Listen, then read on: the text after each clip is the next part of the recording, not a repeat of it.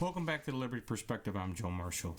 I'm going to continue today with some more on the infusion of Marxian collectivism to tenets of collectivist doctrine, revolutionary, evolutionary, dialectal Marxian collectivism into our fundamental understanding of pretty much everything we know. Everything that's been coming out of academia and our education system since probably the early 1900s. And this is what's been going on. It even started into the early 1800s, as we've gone over in the first two shows that I've done and all the other shows that I've been doing too, kind of showing this history a little bit. Our history is being undone. The way we understand our own history, the way we understand, even we as Americans understand our own American history, our own American founding, our own American founding principles, and our individual rights and liberty that are secured in our Constitution and in the Republic the Constitution ordains. Our whole way of life as we have known it since our founding has been slowly, methodically being undone. The way we understand it has been undone, and we're in the slow process of relearning. Our whole mindset and the way we understand it has been in the slow, methodical process of relearning everything about who we are and what America, the idea of America, was since our founding. So that we can re-understand it according to the philosophy that's targeted the whole of it for destruction. That's which is collectivism, which seeks to expunge the whole of it, even the concept of the very idea of America and our founding principles. They want to expunge it from not just the face of the earth, but the whole of the universe in perpetuity. So that even when sometime down the road people want to seek their freedom from the oppressive system that collectivism is, at some point, people are going to want to escape that and redo society. But if enough time goes by and if there's not enough people left who really understand what our founding principles actually are from our founding principles perspective, from a liberty perspective, then when they go to re-secure their liberty, which is going to happen, it's inevitable, they won't have any concept of what that real liberty actually is. They won't have a concept of what America's founding principles actually were or are, because they will be so convoluted as to what they actually are. And that's how the whole medical freedom movement, the whole medical freedom movement, which was I don't even know if you could say it was hijacked by leftist progressives pretending to be right-wing, or the pseudo-right-wing of these leftist progressives that became the medical freedom movement. We just didn't understand the difference between the human rights that they were pushing, which would do nothing but bring us back and hit a reset button to bring us right back to the same collectivism that got us into the lockdowns. The only way to divorce ourselves from that collectivism is through our individual rights and liberty, through our founding principles. But as long as we stay within the circle of collectivism and we have collectivist problems and we try to solve the collectivist problems with collectivist solutions, you never leave the collectivist trap. That's where Europe has been since the French Revolution. They really don't have any concept. Most of the people in Europe or around the world, even Americans themselves, no longer really have the concept of what true American liberty and America's founding principles really are, because we only know them according to the Marxian collectivism that's targeted them for destruction. We only know them through the global governance of United Nations Sustainable Development Goals and the redistributive justice that it demands for the cure of world socialism, in order for the cure all of everything that's the matter with all of humanity in the world. This is where we are, and everything that we understand and we're learning it with a fundamental. The whole of it is fundamentally based on the tenets of collectivism, postmodern collectivism. At some point, it's not going to be postmodern anymore, because our modernity, as they refer to it, the what has left of the free societies or Western free world's gone. But that's where we are. There isn't that many people left who actually understand what they are. And this is one of the reasons why I think this show, Liberty Perspective, is so important. I mean, the go-to guy, G. Edward Griffin, the Mr. Collectivism guy. I had,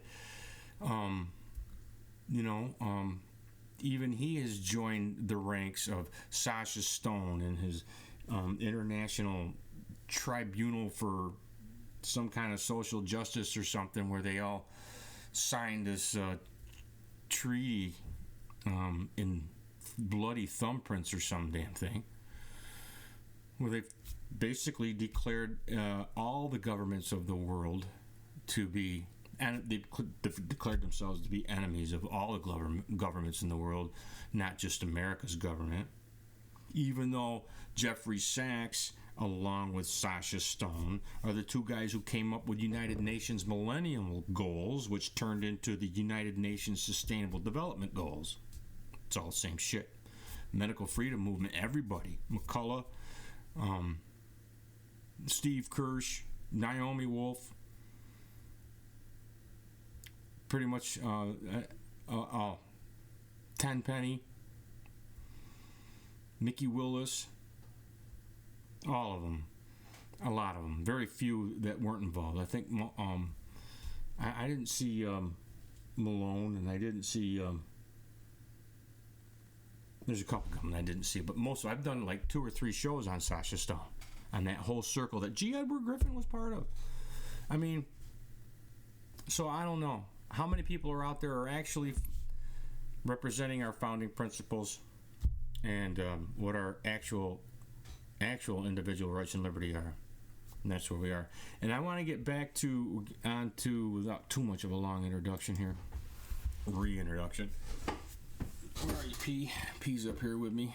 I talked a lot about these progressive organizations, progressive policies, progressive era, and a lot of this, today's understanding of what progressive is or what progressive isn't. And the way progressivism is from a liberty perspective is the whole progressive era was, they say, started in the mid to late 1800s. I say it started even before that. Anybody who is progressive is either wants, they've declared our Constitution, as the enemy. The Constitution is the enemy. Progressives want bigger government, or they want a different government. The progressives of the Confederacy, the progressive Democrats of the Confederacy, right?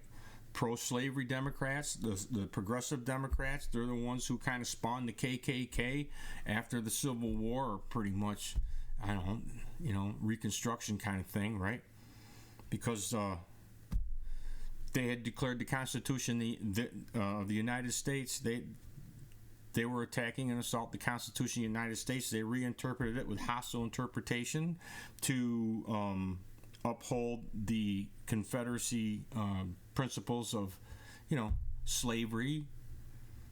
Right? Dred Scott, that was a progressive court decision that said that black people, Dred Scott didn't have person status in our Constitution. There's other progressive era policies too. I mean, that gets blamed on our founding principles, the white supremacy of that progressive era decision gets blamed on our founding principles, but it's a progressive court decision. The internment camps, the Japanese and the German internment camps, that gets blamed on our founding principles. Those were progressive court decisions. The babies, unborn babies, and the fetus for Roe v. Wade, right? The person's status, the same person's status that Dred Scott was denied, was pushed over, and they were denied the personhood status of unborn people, of the fetus. You're not a person yet. You're not a person. You're just a potential person, or some progressive thinking there. But it's just the same progressivism, and this is what progressivism in a nutshell picture says 1,000 words, right? It just shows Teddy Roosevelt, his Bull Moose Party, was the first progressive party. He was a Republican. These guys were Republicans, remember. They'll say the progressives are just on the left. The progressives, right and left, that started on the Republicans Party, whatever, And this, looking down on the Constitution, you can see he's looking down on the Constitution with carrying his, speak softly, carry a big stick, or he's going to looking down on that puny little Constitution, and they're just going to smush it. And that's what progressivism does. They want more government, or they want to, in some way, the Constitution is the enemy. It either, we're all endowed by our Creator, we're all equal, all right, in the eyes of our Creator, which was our founding principles, or the Constitution is just too restricting and won't let government get bigger. But I just wanted to kind of point that out kind of quick, while we had the chance to do that, to clear the air on that a little bit, because somebody's, you're progressive, and I'm not really saying I could be progressive, and a lot of us could be progressive. But what progressivism is the slow progress, and they're always talking about progress. We need to make progress, and what that progress is a progress away from our founding principles, individualism, individual rights and liberty, to collectivism. We're progressing towards collectivism, from law and order to from rule of law to order. That's kind of the difference, in that. But anyways, we talked about man and Hotez's science under siege, of course, right? Let me see where we were here. Talked about this a little bit. Talked about that. Talked about the triple helix. We talked about the quadrihelix. Remember, this is that social pivot from the biocentric DNA to the more inclusive triple helix, which was university, industry, and government. Instead of public-private partnerships, just government and corporations. This is a three-way, man. Three-ways are a lot more fun. And then if you want to get into it really good, you can have a four-way here with the universities, industry, government, and the whole of civil society. That's your quadrihelix. It's if you understand science fundamentally with the same evolutionary collectivist tenets, Marxian collectivist tenets, global governance, world socialist, evolutionary, dialectal, Marxian collectivism, then everything in the social applies just as equally. This is when you see environment, when you start to say, when you go from genetics to genome, right? Or phenome, and then you include the environment in on that. I'm not saying whether it's true or not, but once you include that from a collectivist, revolutionary, postmodern perspective, then you get to roll in a whole bunch of other of the tenets, the rest of the tenets, that opens up the door, kicks down the door for everything to be social, and that's what collectivism does. Everything is social. There's nothing that isn't social. Nothing that doesn't come under the purview of the central planners or the sovereign or whoever's in charge, Let me see what we got here. We did this, Papa Franz. Social scientists have debunked the notion of race and biological construct. debunk the notion of race as a biological construct. Yeah, we don't want to be too biocentric in our thinking. Let me see, where do we leave? And this is the other thing I wanted to get to, I didn't get to. In confronting institutional racism, the systemic racism, inherent whiteness, inherent systemic racism, right? They're calling it institutionalized, same stuff. When I was invited to submit a paper for this issue of Phylon, this person who wrote this article that we can't remember, we showed this, and this is that confronting institutional racism, and it came out of the Center for Disease Control and Prevention. I don't know if that's the CDC or not, but anyways,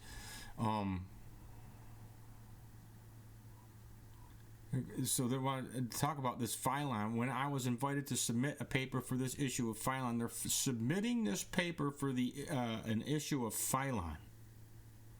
And I didn't go over what this Phylon was. I was going to, but didn't. And here they're talking about mobilizing with others to actually confront the system and dismantle it, right? Confronting institutional racism, that is because I have become convinced that it is only by naming racism. It isn't,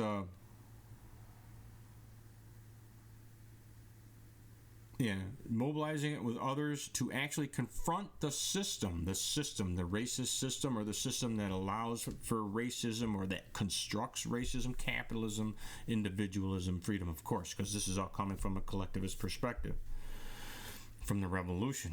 This is how we would understand it from the revolution perspective. Confront the system and dismantle it. That we can have any significant or lasting impacts on the pervasive racial health disparities, disparate impact, that have plagued this country for centuries. Which is, in other words, they're going to do the controlled demolition of the individualist or capitalist property-based system, of America. So regarding Phylon, which I didn't get into, I wanted to show you what this was. Phylon, was a quarterly journal founded by W.E.B. Du Bois, right? Du Bois, the pro-Stalin, pro-Mao socialist, communist developer of democratic socialism. This is what this guy was here. I believe in socialism as well as democracy. Du Bois' discourse on and development of democratic socialism both before and after in the battle for peace.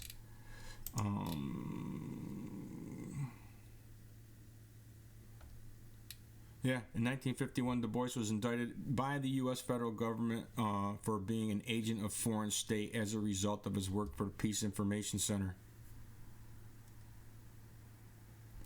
But, I'm just saying. You can read that article if you want. But he founded this paper, and it was a pro-Stalin, pro-Mao socialist, communist developer of democratic socialism, edited by him from 1940 to 1944 during his radical years, quote unquote, and published under the auspices of Atlanta University. The journal was designed to replace the school's earlier publications, which had initiated a more scientific approach.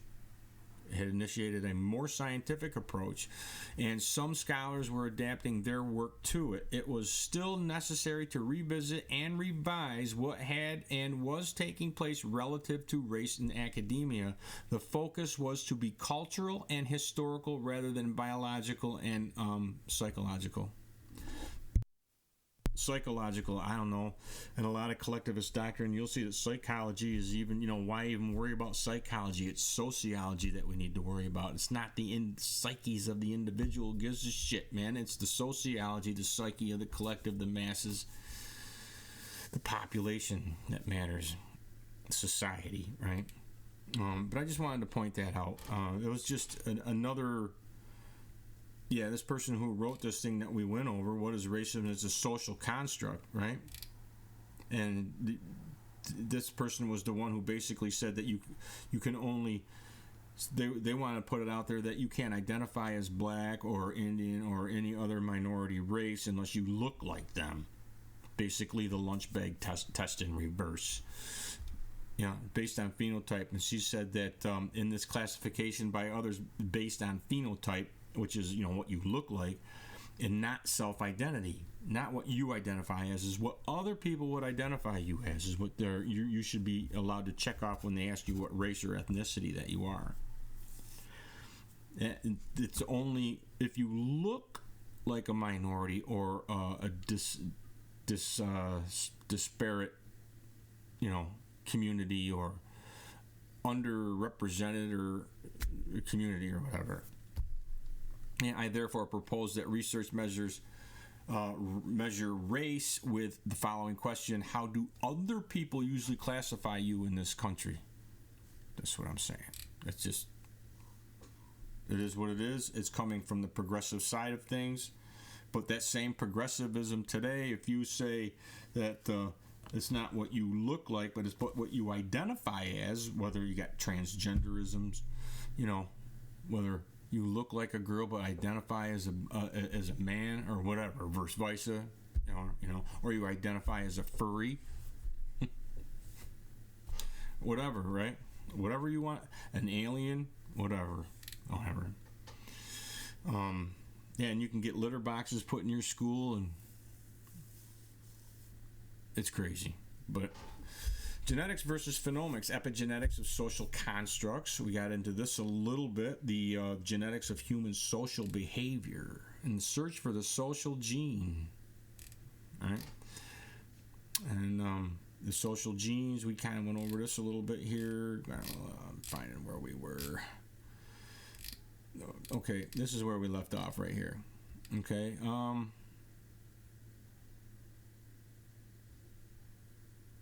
Yeah. The rich contours of human social behavior.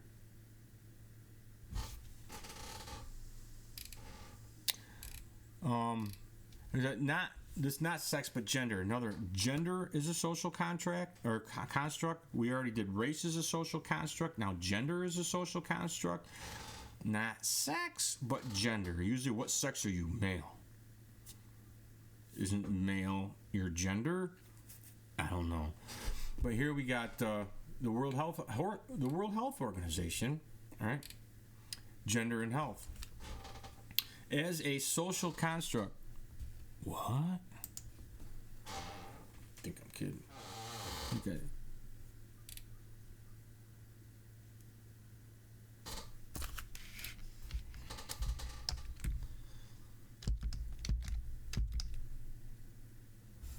Yeah. Gender refers to characteristics of women, men, girls, and boys that are socially constructed. As a social construct, gender varies from society to society and can change over time. I think I'm making this shit up. I'm not making this shit up.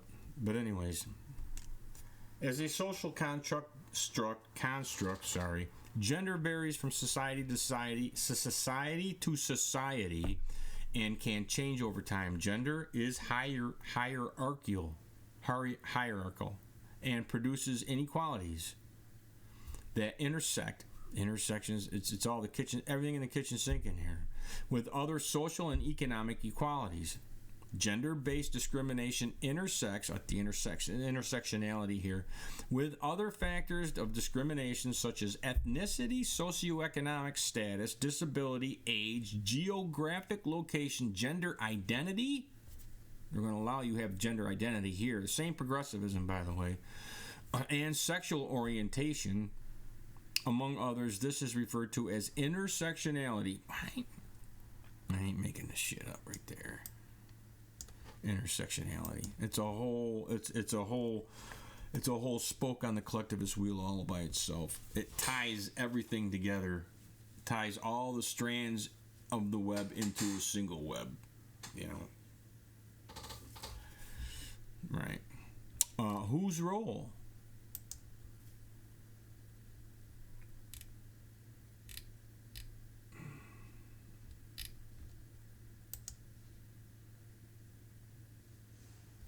Who develops norms?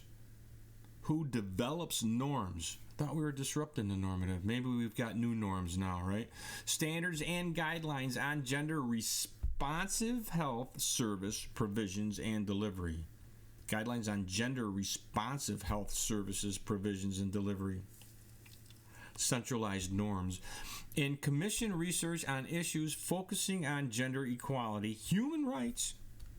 Goes without saying, right? Goes without saying, right? Right there. And health equity. Who also supports country-level action to strengthen health sector response to gender-based violence as well as to address gender equality in health workforce development and gender-related barriers to health service. Genetics versus genomics and its so-called personalized medicine. This is a lot of what the Human Genome Project is about, Human Phenomes Project is about, right? All headed towards personalized medicine, right?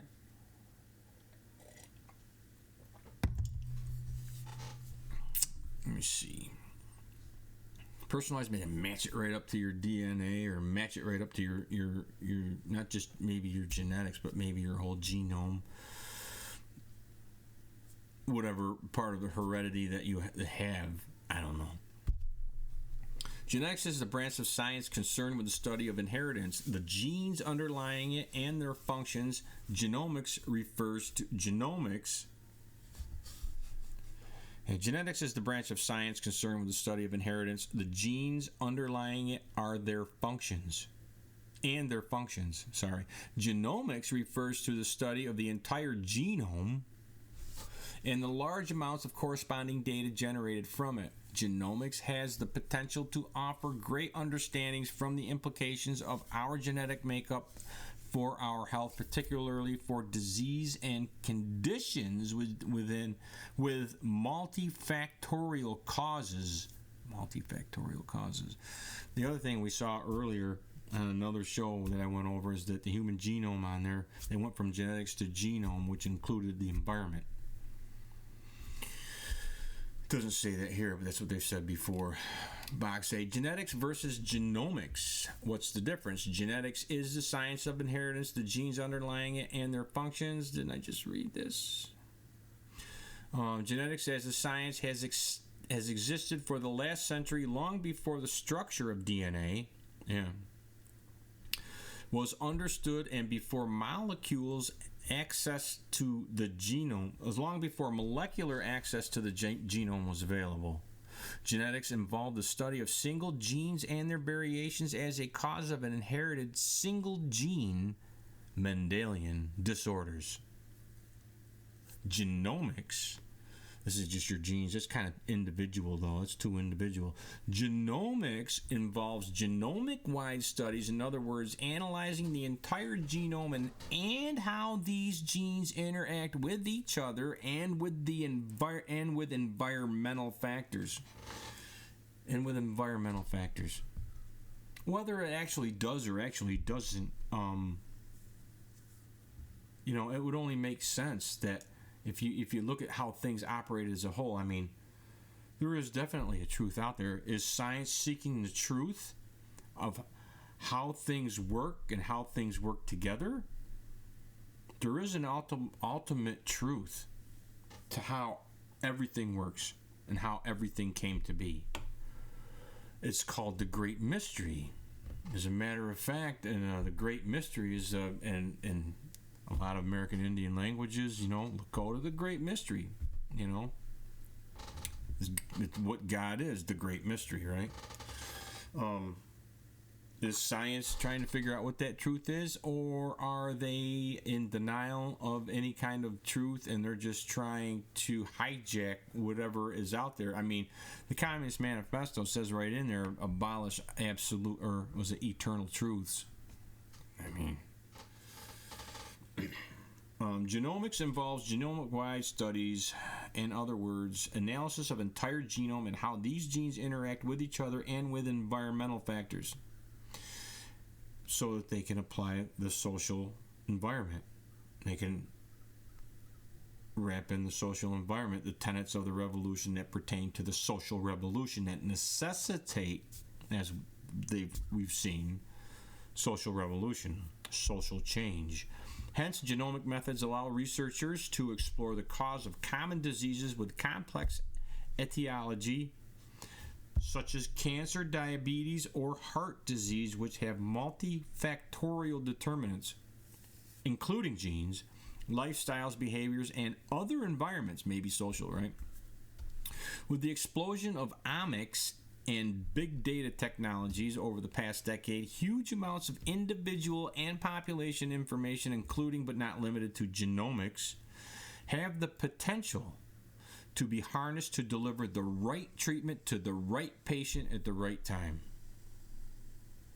Treatments can be tailored to individuals, which is termed personalized or precision medicine, or specific groups of patients, where people are divided into subgroups according to various stratifiers, including genetic variations, genetic variants, giving rise to the term stratified medicine.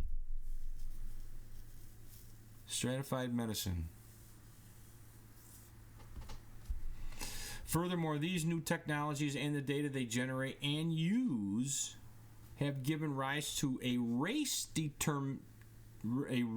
determine how they can be used to improve health outcomes at population level. Furthermore, the race has given rise to a race to determine how they can be used to improve health outcomes at a population level. This emerging public health at the population level field has been termed precision public health. Precision to the masses. I don't know. You know? Just so you have it. Genome chaos. From Mendelian genetics to 4D genomics. Rethinking genetics, evolution, and molecular medicine. This guy Hang.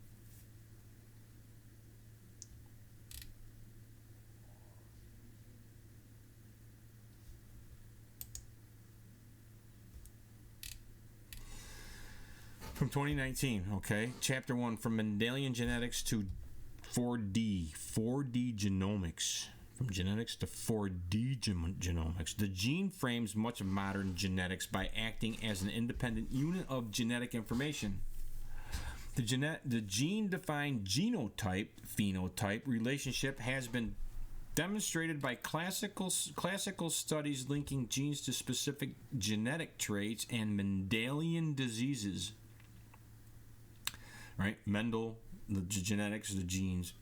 However, it is now apparent that most genetic traits cannot be explained by single genes or even a combination of many. Genomics was positioned to solve this challenge by searching for more genetic variants and quantitatively illustrating their combinatorial mechanisms. Although this approach appears promising to many, genomics has failed to identify common mechanisms of most complex traits. It's right there. Where then do genetics and genomics fall short? A review of the field reveals that most genes do not, in reality, have independent functions, leading to a great deal of confusion about the role of genes in determining the phenotype. One could say that Mendel's original pea experiments, remember, he got all his ideas from a pea. Well, if peas do it, then people do it too, right? I mean, there's no jump there.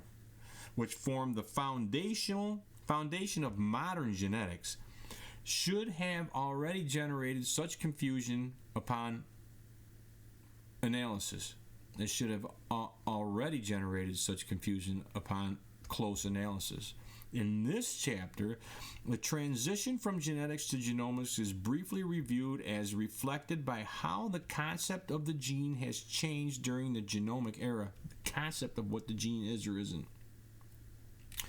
The initial enthusiasm and subsequent disappointment of the Human Genome Project is addressed, as well as the lack of fundamental progress despite overwhelming data accumulated, which slows down bioindustry and medicine. slows down bio-industries and medicine. This journey has now brought us to an urgent need for a new biological paradigm which focuses on genome and evolution-based genomics and incorporates both emergent properties and cytogenic organizations. Isn't that like was Lysenko's shit? The cell or something, not the genes? I don't know. Didn't he deny the existence of genes? And Stalin mandated it anyway. See also from Mendelian genetics to 4D genomics, the same article maybe from a different link. This 131 ignored the ignored voice of anti-genetic determinism. They have genetic determinism. This is anti-genetic determinism. This is this article right here.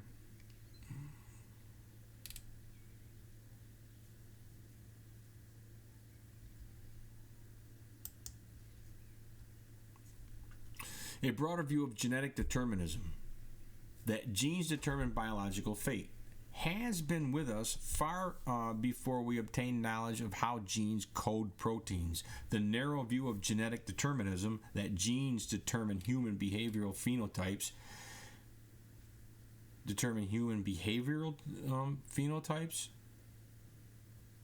in fact, was closely associated with eugenics movement. Yeah, like we've been saying before. Anything that you go to Mendelian genetics, gene-derived genetics, or biocentric, evolutionary social Darwinism, they're gonna anything that doesn't roll in the environment so that they can roll in the tenets of social revolution is automatically bad, and they're going to point it to the collectivist right, which is eugenics, and or even blame it on neoliberalism, these people who are the apologists for capitalism somehow, even though they don't champion our founding principles or free enterprise or laissez-faire or a free society for that matter, be they on the right or the left. In the late 19th and early 20th century, for example, besides the infamous actions of Nazi Germany, the sterilization of people whose so-called bad genes was encouraged. For example, besides the infamous action of the Nazi Germany, the sterilization of people with so-called bad genes was encouraged. Many states in the United States had even adopted laws to reduce unfit populations. Yeah.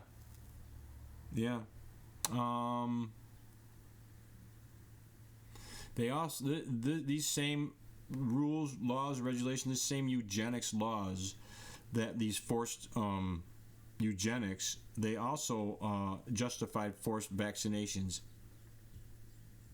and it's still in force. Those court decisions have never been changed. I actually wrote an article, I don't even know how long ago this was, a couple years ago, I guess. It was published a couple years ago anyways. It's that strident conservative. He used to publish some of my stuff. And in here, I mention...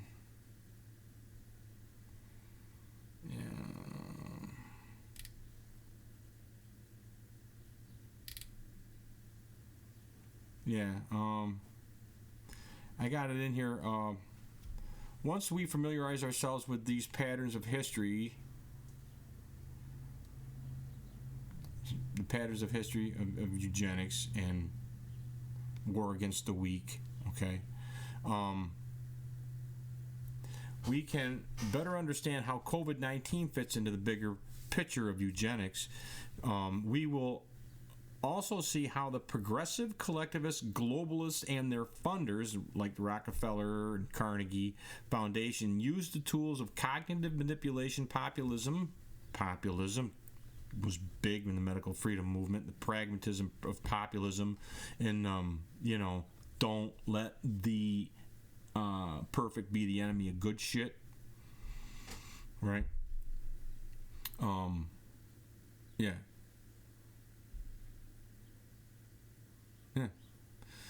But anyways, use of the tools of cognitive manipulation, populism, politics, corporatism, academia, and judicial supremacy, where it's not actually our Constitution that's the supreme law of the land. It's however, the Supreme Court judges interpret the Constitution. So it's the interpretation of the Constitution that's supreme law of the land.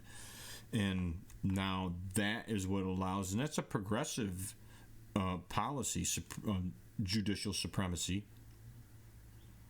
A lot of people don't realize that that's out there. It's a legal thing. It's a thing. That's how Dred Scott came to be. It wasn't the Constitution. What actually the Constitution actually said about whether it was how the pro-slavery progressive justices on the progressive Supreme Court, it was their interpretation of what the Constitution said that was the supreme law of the land. Same with the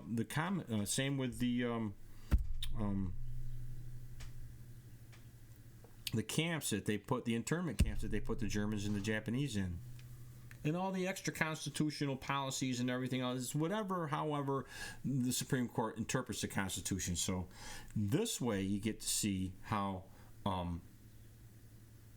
if the Constitution is just a thought here, if the Constitution is the supreme law of the land and it binds the government, right? It's a binding document. If the government gets to interpret it, or any branch of the government gets to interpret that binding document, how can they possibly be bound? Because all they got to do is interpret it so that they're not bound. You see what I'm saying? That's why it's messed up. It's a messed up progressive policy.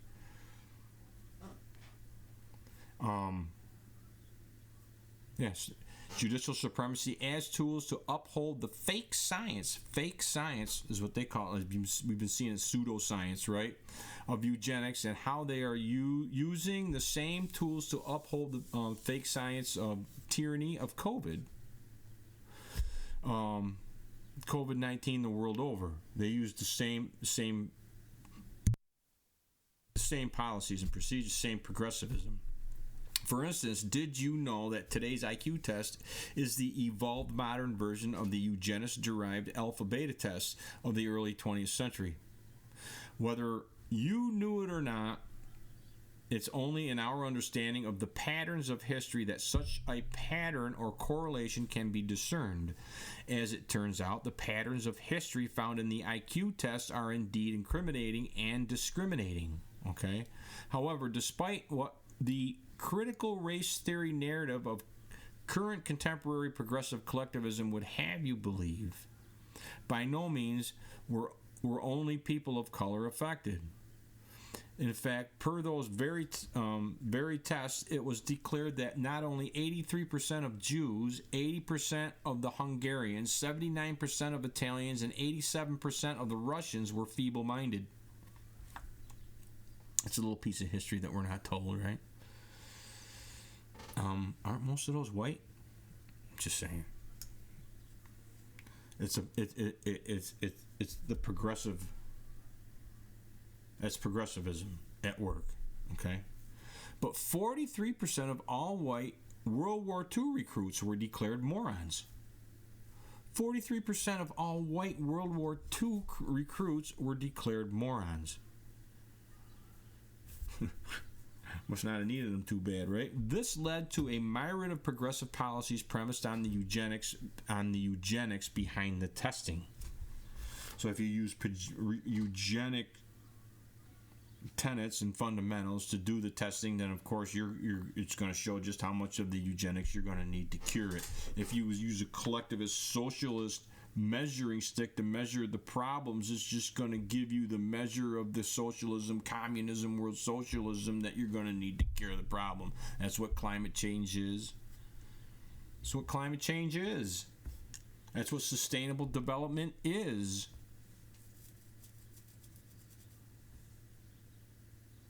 You know? That's what critical theory is. It's all the same shit.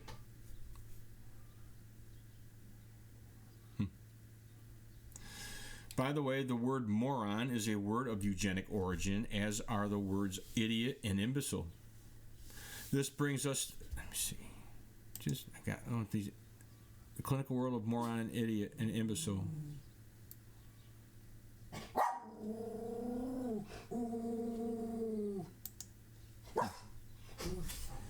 Sorry, Pete. I got chickens out there laying eggs or something. It's driving Minnie P nuts. She goes crazy. Hey, there you go, kid. Calm down. Yeah, they get her going. This brings us to an infamous U.S. Supreme Court case, Buck versus Bell. This is where I'm getting going here. At age 16, Carrie Bell was raped by a live-in nephew of her adopted parents, who, after learning of the pregnancy, After learning of the pregnancy, they had her sent away to Lynchburg Colony for epileptics and feeble-minded in Virginia after claiming that she was feeble-minded. Not long after her incarceration, Carrie gave birth to her daughter, Vivian, and the state of Virginia passed a law allowing for the forced sterilization of the feeble-minded. And this woman who was raped was put in there. And just because she was raped, they put in there, had her declared feeble-minded, and they sterilized her because she was diagnosed or proclaimed to be feeble-minded. Carrie was immediately slotted for forced sterilization, but with a staunch eugenist sitting at the Supreme Court bench, Justice Oliver Wendell Holmes Jr., the eugenist colony director Albert Priddy, made arrangements for her and her colluding attorneys to, as Edwin Black points out, a guy by the name of Edwin Black, fraudulently appealed her case up to the High Court. This was all being set up. Writing for the majority in the 8-1 decision in favor of forced sterilization, Justice Oliver Wendell Holmes Jr. offered his now infamous quip, 3 generations of imbeciles are enough. Right? But again, understanding quote, it's in history where we learn to discern patterns, unquote, that warns us of the ever-present danger of history repeating itself, in this case as it relates to COVID tyranny. A larger context of Vera Sharev's statement is in order because as we read Justice Holmes' final sentence in full, this is the full context of it. You know, we hear this 3 generations of imbeciles are enough, and it's pretty much left at that, but in a fuller context, the principles that sustain compulsory vaccinations is broad enough to cover cutting the fallopian tubes. 3 generations of imbeciles are enough. Do you see how it all comes together? Do you see how it's all one malevolent show? Eugenics, forced vaccinations. It's also worth noting here that the Supreme Court ruling in that case has never been overturned.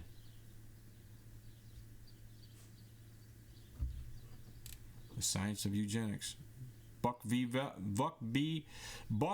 Bell reflected the misconceptions and beliefs of the times during the early mid to 1900s. Yeah, the progressive era. They were all progressive policies. Well, progressives today are like, oh, well, we're trying to save you from that progressivism, but we'll blame it on our founding principles and the whiteness of America and capitalism, you know.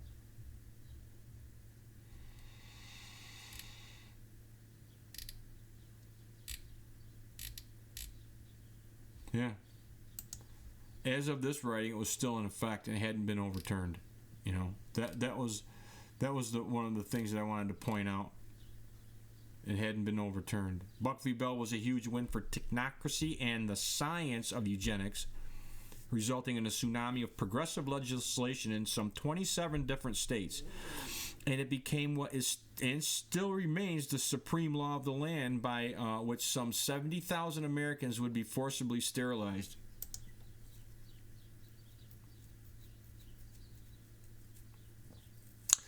The same thing that upholds forced vaccinations, right? That's a Supreme Court. That's a Supreme Court. The principles that sustain compulsory vaccination is broad enough to cover the cutting of fallopian tubes. Same shit. The science policies and policy propaganda of eugenics and COVID tyranny are a direct result of totalitarian progressive policies, and they are in no way affiliated with the founding principles of America and the natural, God-given individual rights and liberties secured in our Declaration of Independence and the Constitution. Today's progressive critical race theory narrative would say otherwise, but we should no longer allow progressive collectivism to get away with blaming its own enslaving history on the freedom and liberty given by God and protected by the Constitution, endowed by our Creator. Be it nature or nature's God, you know. This guy kind of re-edited my stuff sometimes and put words in there that I didn't actually say. But anyways, you get the gist of where I'm saying. These eugenics that we're getting to, full-blown progressives, that the Marxists are saying, well, they're not Marxist enough. We need to, roll in the environment so that we can roll in the social tenets aspects of this revolution. Man, we need the science to justify social revolution. You can't really roll that in there if it's just our genes, man, you know. It is thus ironic to see that a similar but much broader idea once again comes into play with the onset of gene-centric molecular genetics.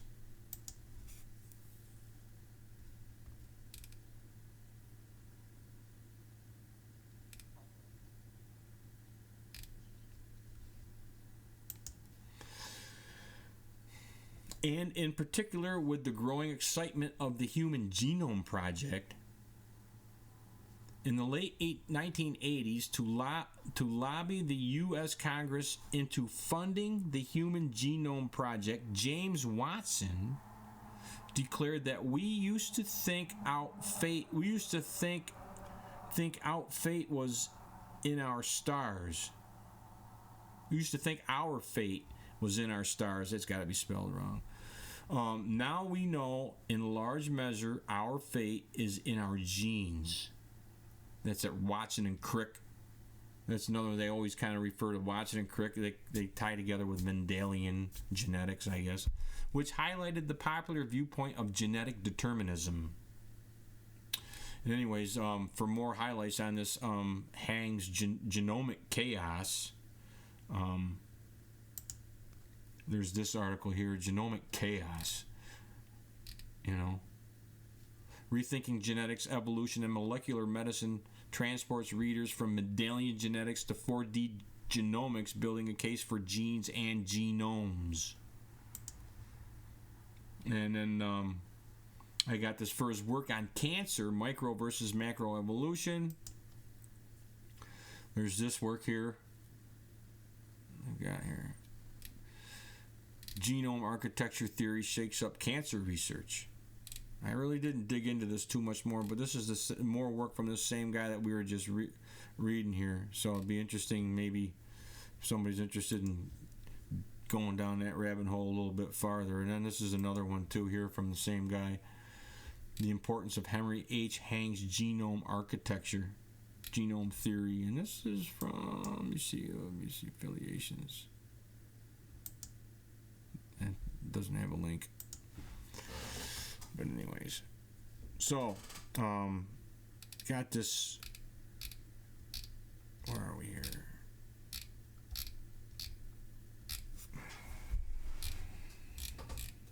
Sorry.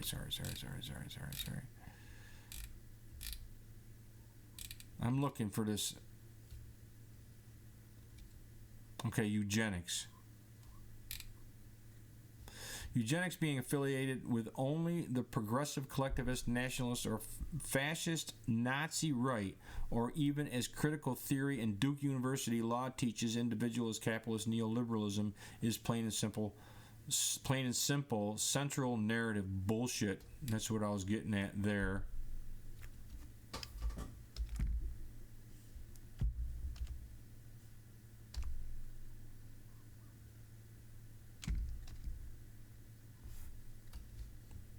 This is where it was up here at the top. Was closely associated with the eugenics movement. The anti-genetic determinism that we read from Hang at the beginning. Yeah. But anyways, yeah, bullshit. Eugenics being affiliated with only the progressive / collectivist, nationalist, or fascist Nazi right, or even as critical theory holds, and Duke University law teaches individuals capitalism and neoliberalism. They actually blame it on neoliberalism, biopower, disability, and capitalism, neoliberal eugenics, and the future of art and religion. Well, if there's your neoliberalism, again, remember, is the progressive compromise of actual free market capitalism, even though that's a lot. The more they represent neoliberalism, they keep saying neoliberalism. If you're thinking that you're looking at it from the perspective of an individual liberty perspective, property-based perspective, free market perspective, and they use the term neoliberalism to represent what you think you want to defend, your principles or founding principles, and then you grab hold of this neoliberalism as you're going to protect that, and it's already a compromised version of what you really set out to protect, free market capitalism. And that's what they're doing all the frickin' time. That's what human rights are. They're a compromise. Actually, they're the opposing concept. It's matter and antimatter. But this is what they do. They compromise it. They put it in the dialectal. They get you to grab the dialectal and forget the original thesis. Forget the original founding principles that you brought to the table, because as soon as you sit down at the table for politics or negotiation, you have to throw away half of what you believe in just to be in their dialectal game. The pragmatism of coughing up half of what you believe, because the truth is in the middle, man. The truth is in the dialectal. The truth is in the dialectal. Sorry, I'll learn how to say it. Where the achievement of truth is actually impossible. You know, you line up something and you encroach it in halves. Half, then half, then half, then half, then half, then half, then half. Even though those halves become microscopically small, you will never reach that wall. You will never reach the end, because you're just going in half and half and half and half and half and half and half and half and half. Whatever, how small that is that you are in the distance, it's always half, it's always half, it's always half, it's always half. And it's unobtainable. And that's what the abyss of the dialectal is. Truth is in the middle, where truth cannot be achieved. It's impossible. Truth is in the dialectal, where truth is impossible. That's how messed up this whole dialectical evolutionary philosophy is. Like the Communist Manifesto says, like Marx says, communism abolishes eternal truths. Crazy, right? Oh, this finally makes sense. Eugenics in the left. You gotta remember, there's a political left and there's a collective left and right.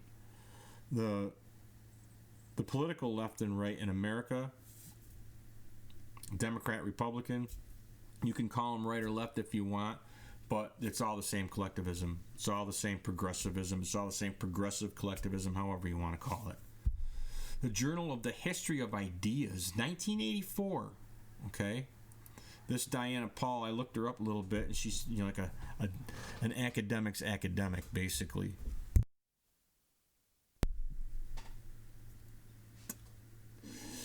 Were it not for widely held assumptions regarding what right and left must stand for, there would be nothing surprising in the above remarks.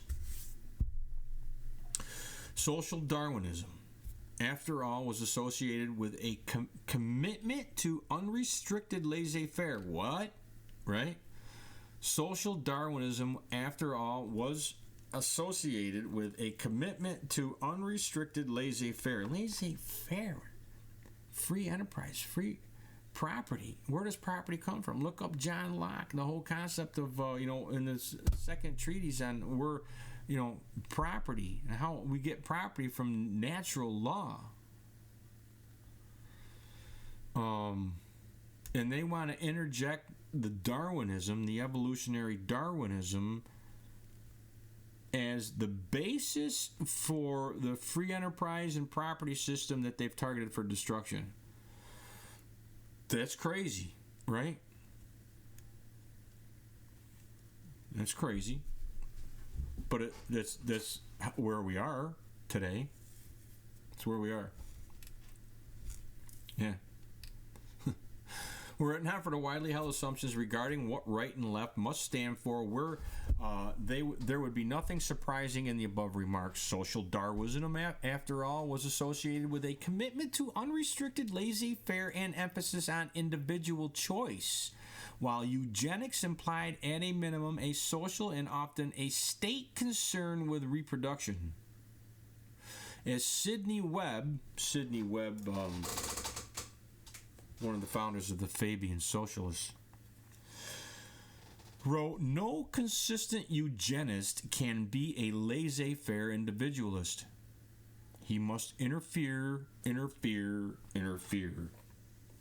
though they say that there has been applied that, laissez-faire, free market, free enterprise, capitalism, and the eugenics of free, neoliberalism or laissez-faire free markets. Sidney Webb, Fabian Socialism. No consistent eugenist can be a laissez-faire individualist. It's right there. He must interfere. So if you're coming from our founding principles or a perspective, a individual liberty perspective, then there's no way you're going to back the collectivist progressivism of eugenics. It's worth noting in this regard that it was not the works of Marx, but the example of the Soviet state, its commitment to planning, to science, education, and research that led so many scientists to socialism in the 1920s and 30s. Hence, they were not, in general, troubled by eugenics. No, they weren't. The Soviet Union was the model, man. It was the model where they actually took control. They were manly enough to take control, and we're going to set it up so we can purge humanity from all the mistakes that evolution, or God, if you believe in God, all the mistakes that God made, we're going to make it right. All the mistakes that the evolution we saying that happened, evolution got it wrong, and we're just going to make it better. We're going to improve on that. It's not just Harari at the World Economic Forum. This is doctrine shit. This is from 1984, right? The focus of this essay is on the particular group of English and American scientists, principally geneticists, who in 1920s and 30s and early 40s aimed to develop a socially responsible eugenics.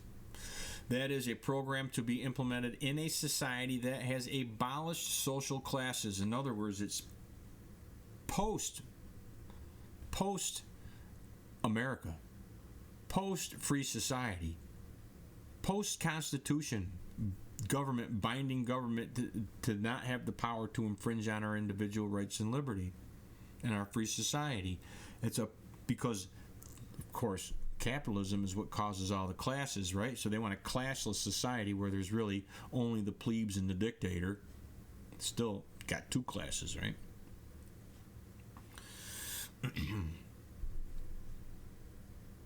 Yeah,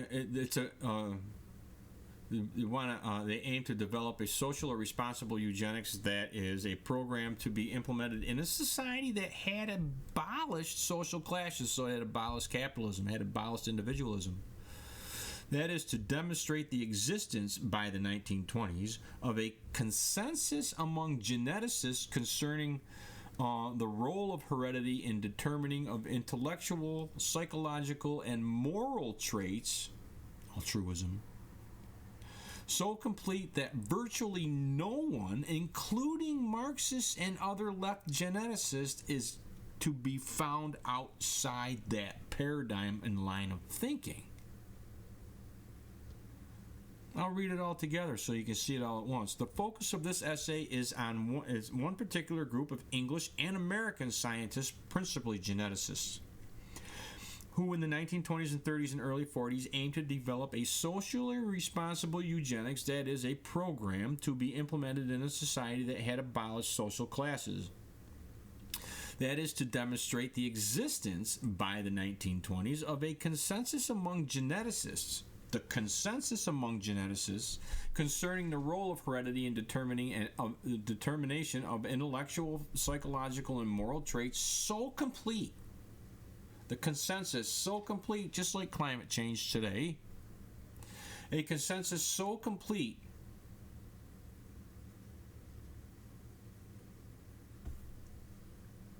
I lost my spot. Okay, to demonstrate by the 1920s a consensus among geneticists concerning the role of heredity in determination of intellectual, psychological, and moral traits so complete that virtually no one, including Marxists and other leftist geneticists, is to be found outside that consensus. That's where we are today. This is what I'm saying. Everything that we understand, in almost every aspect of everything that we learn in higher education, K through 12, pre-K, right? Woodrow Wilson talked about our education into the collectivist mindset going back to the cradle. You know, not just kindergarten or pre-K. The very point of this work and show here being made by one of their own. Okay, back in 1984. It's nothing new. I need to go any further, right? Well, I got more.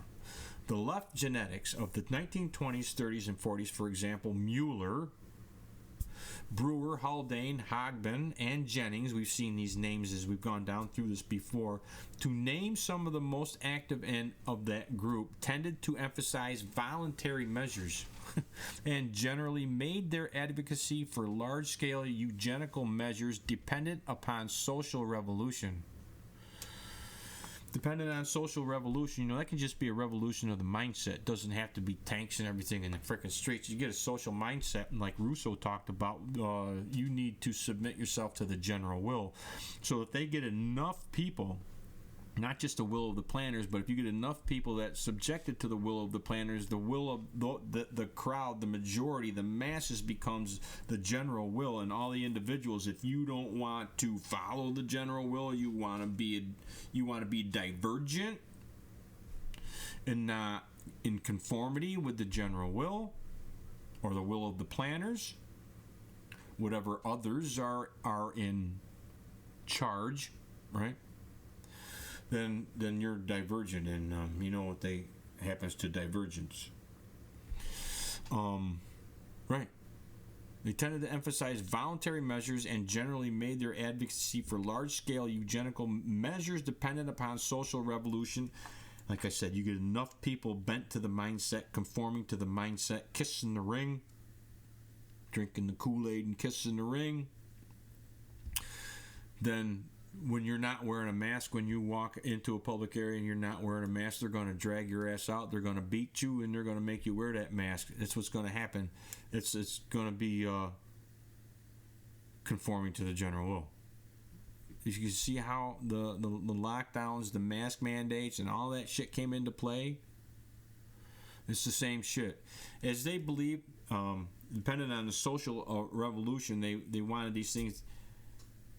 Large-scale advocacy for large-scale eugenical measures dependent upon social revolution, as they believed had occurred in the Soviet Union. The Soviet Union was the example, and would shortly occur in the capitalist states of Europe and North America. They thought this shit was coming, man.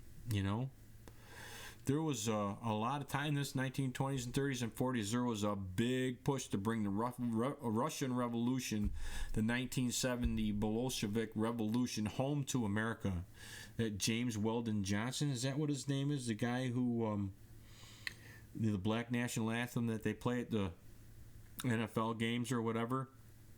And they play two national anthems now. That was written by James Weldon Johnson and his brother, who were agents, direct if not indirect agents of the Comintern, which is the Communist International in Moscow, to bring the Russian. I did a show on this, to bring the Russian Revolution home to America. Yeah, not too many people are aware of that, but I'm telling you, every time they play that song,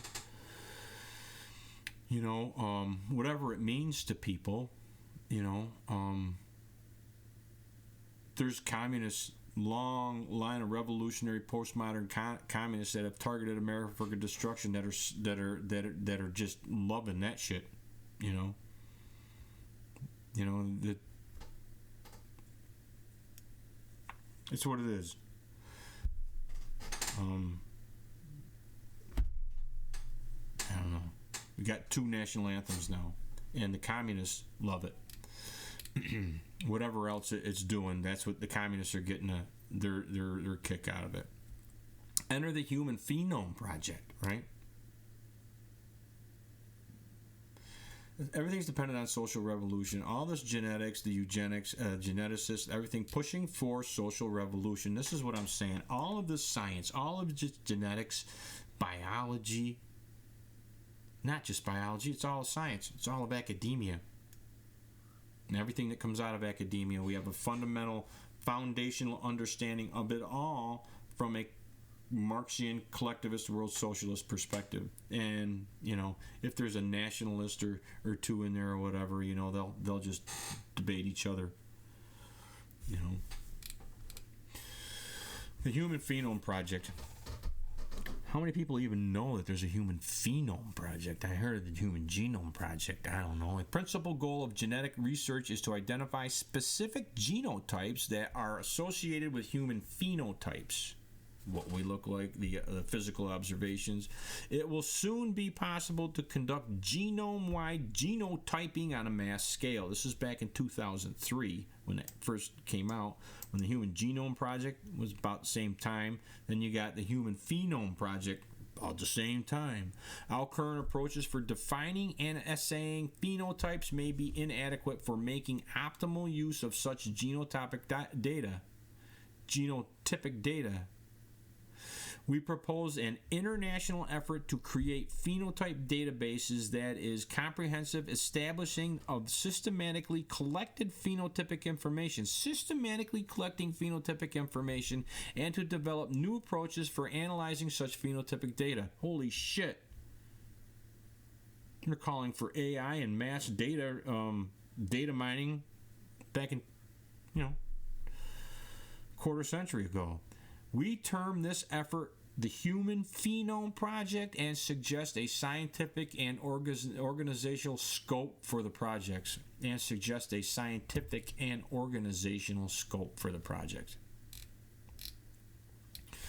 Kind of wanted to show you this here too. I got these guys here. This is in China, but see this guy here? He's an English guy. It's the International Human Phenome Project. This is in 2018, okay? Posted by Fudan University. Home Phenome 2018. This is the article.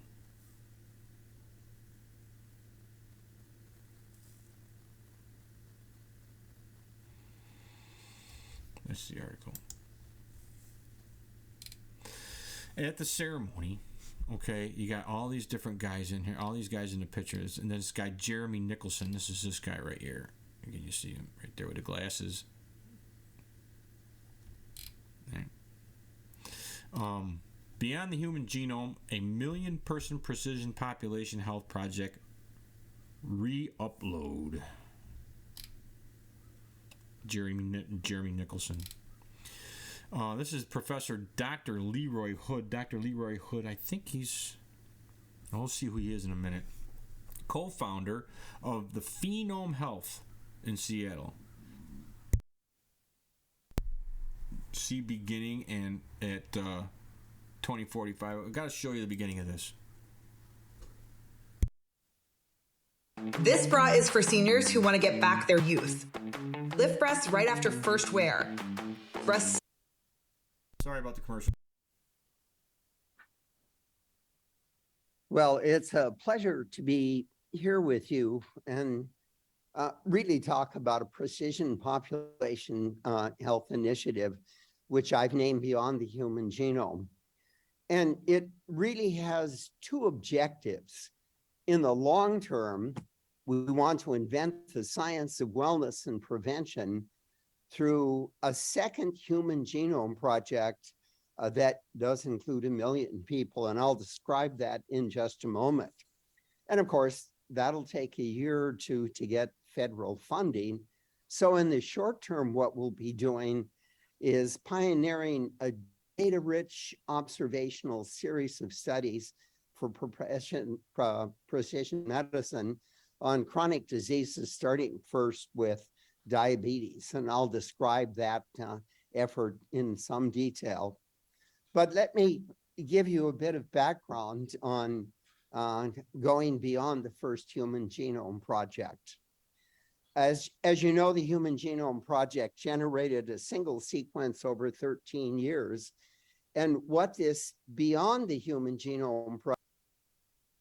It generated a single human... What was that again? Project proposes years. You know, the Human Genome Project generated a single sequence over 13 years. And what this Beyond the Human Genome Project proposes to do is to generate 1 million whole genome sequences and their corresponding longitudinal phenome analyses over a period of 10 years. I gotta play that again. And the phenome is to do, and what this Beyond the Human will seek.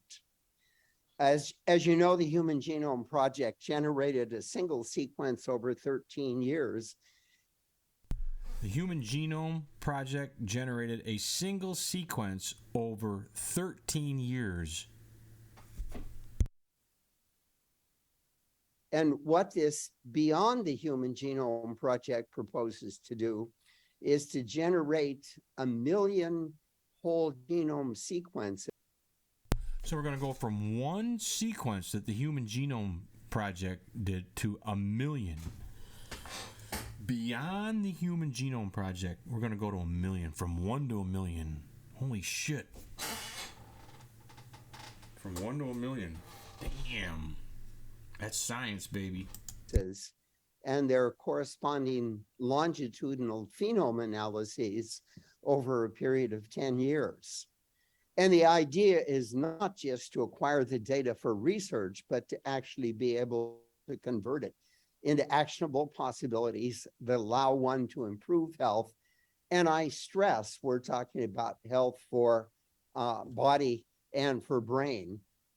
We're seeking a new federal program for support. And we're also, in the short term, seeking industrial and governmental support to initiate the data-rich short-term projects I'll talk about in just a moment. I started last year Phenome Health, a nonprofit. It has a... Yeah, I just got another, let me see where we are here, right? I'm going to start right here.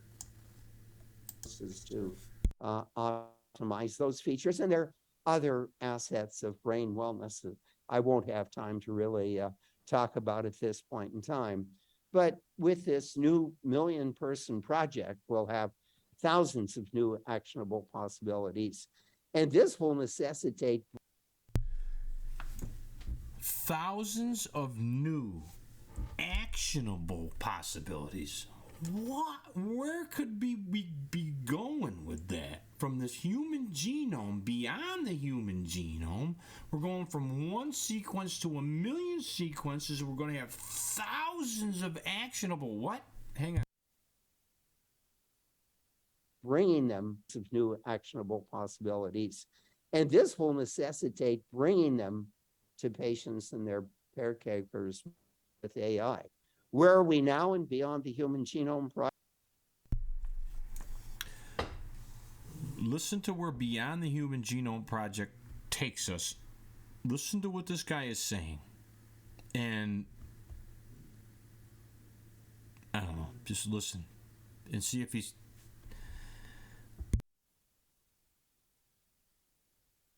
project. We're going to assess many additional features beyond those we did in Airfield. We'll extend the blood analytes. We'll bring. Let me just ask you this question. Does this look familiar to anybody here? Does this look familiar? Beyond the Human Genome Project, Genome and Longitudinal Genomic Analysis, creating a data generation and integrated analysis platform that can initiate immediate opportunities for innovation, man. The genetics, whole genome sequencing. Look at this. Do these look anything like the social determinants of health to you at all? The United Nations Sustainable Development Goals? Has anybody looked at? Let me see something here. Let me just see something here. I gotta do this.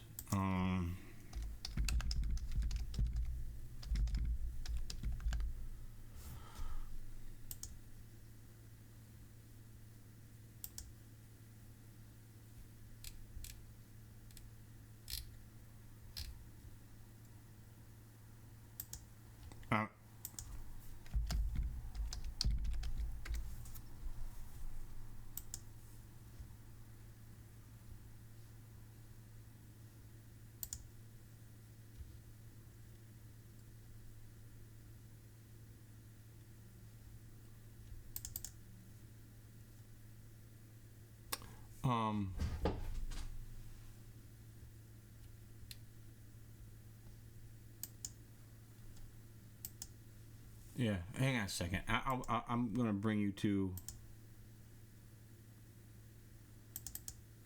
where we are.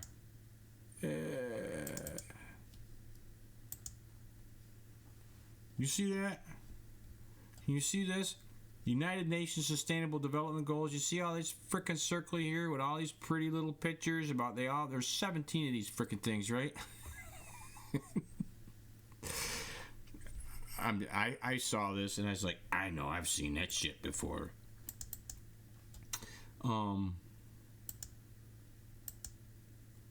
had to show you that. I had to show you that just so that you see that. I'm not making this shit up. I'm not fucking seeing things. Sorry about my language. I'm not making this up, and I'm not seeing things. In brain cognitive functions, we'll use brain microbiome metagenomics to analyze that. And we're going to use self-tracking with the Fitbit and the Oura Ring and some other brain features that I won't talk about. We're going to typically have the electronic health record for every patient we look at, and we'll be using social determinants of health and patient-reported outcomes in addition to carrying out whole human genome sequencing. And of course, what is required by the million-person project, Beyond the Human Genome Project, are these 6 different features. One, to acquire the patients. And Guardian Research Network is our major partner there because they have access to 30 million patients in 120 different hospital systems. And they've done 3 important things. One, they've consented the patients for programs like this. 2, they've learned to extract the electronic health records beautifully, both structured and unstructured data from Structured and unstructured data, they're extracting it beautifully. Typical healthcare databases. And three, they lie in 13 states across large African American and Latino populations. So we'll be able to deal with equity, diversity, and inclusion in effective ways. Second thing is,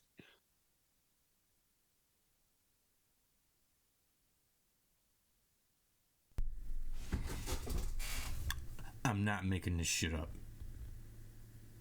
I'm not making this shit up. It's all the same shit.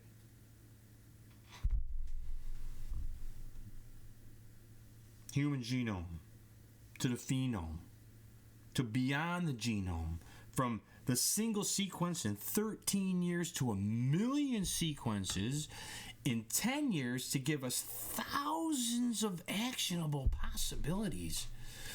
Actionable possibilities. So that they can utilize and codify the United Nations Sustainable Development Goals, social determinants of health, diversity, equity, and inclusion, and of course mandate the redistributive social justice of the world socialism of human rights. Telling you. It's all one and the same. It's all one and the same. This Professor Larry Hood. This is another thing by Hood. The Human Genome Project, Big Science Transforms Biology and Medicine. This is from 2013. This was just from 2 years ago, that video. This is from 2013. This is from 10 years ago. He wrote this Impact of Human Genome Project on Society. The Human Genome Project challenged biologists to consider the social implications of their research. It isn't just me. It isn't just me. Right? It challenged the biologists to consider the social implications of their research. Indeed, it devoted 5% of its budget to considering the social, ethical, and legal aspects of acquiring and understanding the human genome sequence. The process continues as different societal issues arise, such as genetic privacy, potential discrimination, justice, and apportioning the benefits from genomic sequence, human subject protections, human rights protections, genetic determinism or not, identity, and the left, the progressivism, has always had, they had these what they call identity politics, this whole woke thing where all the different categories oppressed, or the red nation, the black nation, the yellow nation, whatever nation is being oppressed by the white supremacy and imperialist capitalism of the United States. That, the Weather Underground wrote that shit back in 1969. They have identity politics on the right, the progressive right, the nationalism, national conservatism, the alt-right, the nationalist white supremacists, like, skinheads, Nazis. They refer to that as identitarian. So you have identitarian politics on the nationalist right, and identity politics on the collectivist left. It's all the same shit, though. It's all the same shit. So I just wanted to point that out. Yeah. And the philosophical collectivist concept of what it means to be human beings who are intrinsically connected to the natural world. And of course, as we know, is what evolution, the study of understanding what evolution is, that's the natural nature. Natural world is the evolutionary world in this philosophy. Strikingly, we have learned from the Human Genome Project that there are no race-specific genes, none in humans. At this point, it's a social construct, Rather, an individual's genome reveals his or her ancestral lineage, which is a function of the migrations and interbreeding among population groups. We are one race and we honor our species' heritage when we treat each other accordingly and address issues of concerns to us all, such as human rights, education, job opportunities, climate change, and global health. And he wrote that shit 10 years ago. And he's just talking about this 2 years ago in 2023 in that video, right? I mean, you know, we're all one human. We're all one human family, and we're all God's children. We're all equal in the eyes of God, right? Our Creator. You know?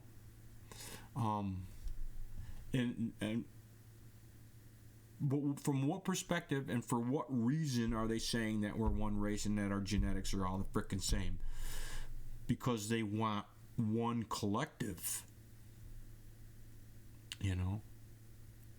It's the same reason why they don't want, they don't respect any individual of any race.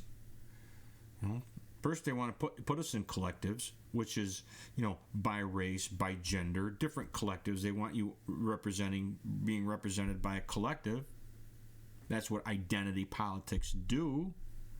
They segregate everybody. Every individual is put into a group here, group here, group here, whatever group of oppressed that you are, or that they propose that you are.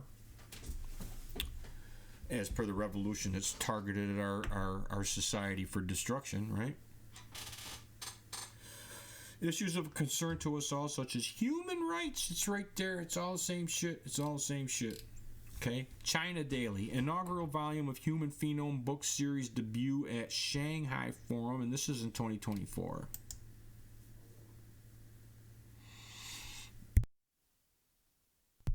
Inaugural volume of Human Phenome book series. They translated this book into Chinese. Larry Hood addresses the 2024. I don't even know how you say that. He's in China. Larry Hood, the world-renowned scientist and recipient of the Lasker Awards. You know, Larry Hood, celebrated for his groundbreaking contributions to molecular biology, medicine, systems biology, the systems approach. It's all collectivism too. The systems biology, biotechnology, and biomedical engineering. His invention of the first automated DNA sequencer. He invented the first automated DNA sequencer in 1986. Well, the Genome Project over 13 years got one sequence. So didn't his automated DNA sequencer work? I don't know. He got one sequence in 13 years. Revolutionized the field of genomics, paving the way for the Human Genome Project. So this guy is like, his work is like all fundamental. He paved the way for the Human Genome Project and subsequent advancements in genetic research. That's who that freaking Larry Hood guy is. You know, this what it is, right? And you got this article. Oh, I got this on here for. This is all Chinese shit too. Report on a third board meeting of the International Human Phenome Consortium.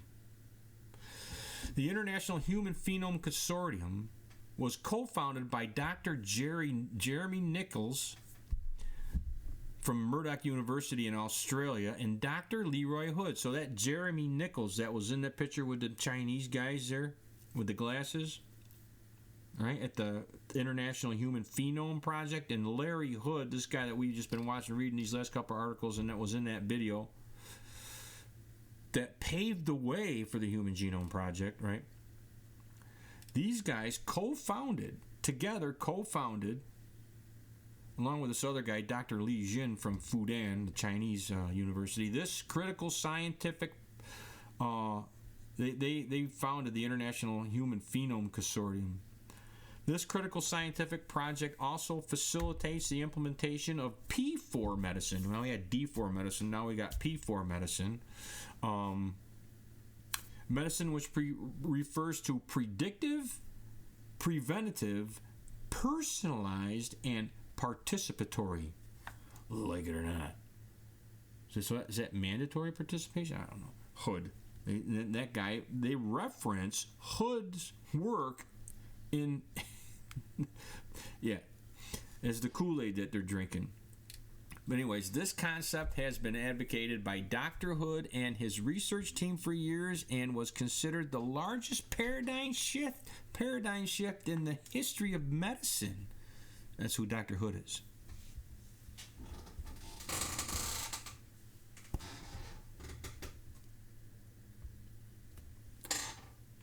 That's what it is. Darwinian defense of abortion. Darwin Day. You know, I have a Darwin Day. Our politics and culture have been dehumanized in the name of science. It's from this article, discovery.org, Darwin Day in America. How our politics and culture have been dehumanized in the name of science. Really? Darwin Day in America also documents numerous scholars who were more than willing to apply Darwin's ideas to remake society. According to the deeply misguided visions of utopia, West recounts how these Darwinists have committed deeds and imposed values that strongly violate traditional morality. Yeah. For example, the book tells the story of Clarence Darrow, the famous defense attorney who got 2 men acquitted for murder on the grounds that every influence, conscious and unconscious, acts and reacts on every living organism. Right? Every influence does. No one can fix the blame.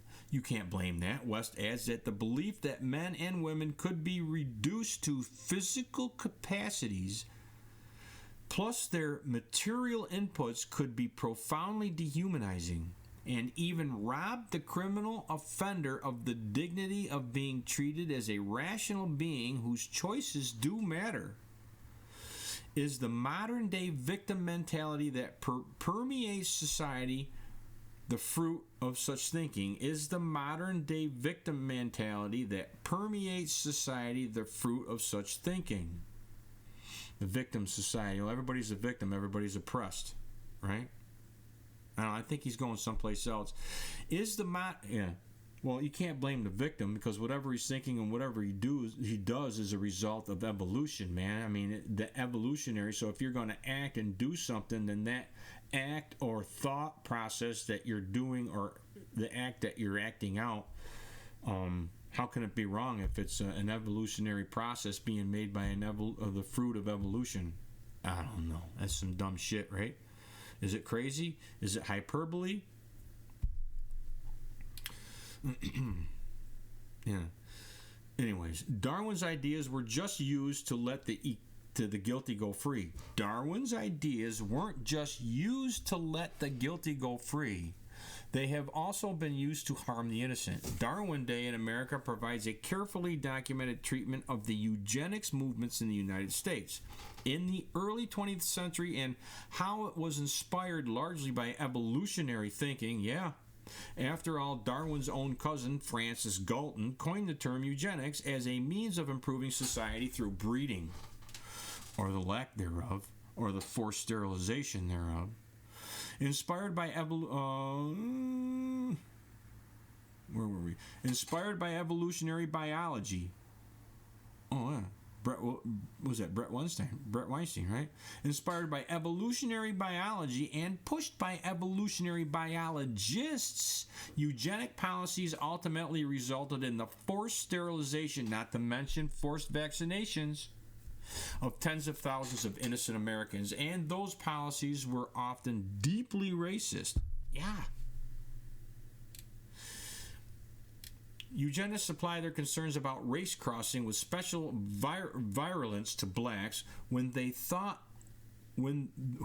thought represented a more primitive stage of human evolution, at the very least the product of evolution gone awry. Racism is intrinsic to collectivism, or we wouldn't have eugenics. There wouldn't have been a eugenics. It's intrinsic to collectivist doctrine.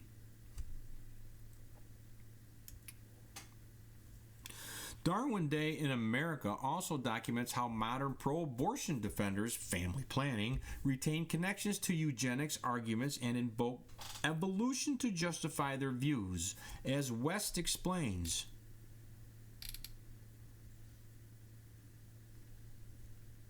This is John G. West.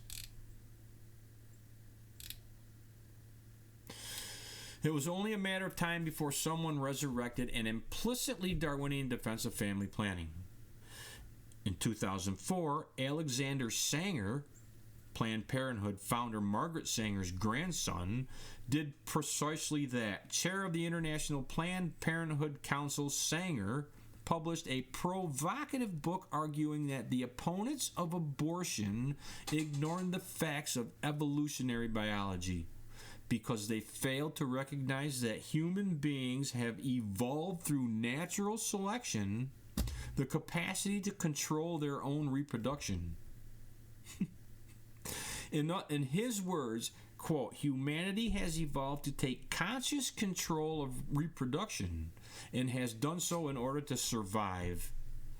We cannot repeal the laws of natural selection. They don't have the laws of nature. They're not natural law. This is natural selection, the law of natural selection. It's literally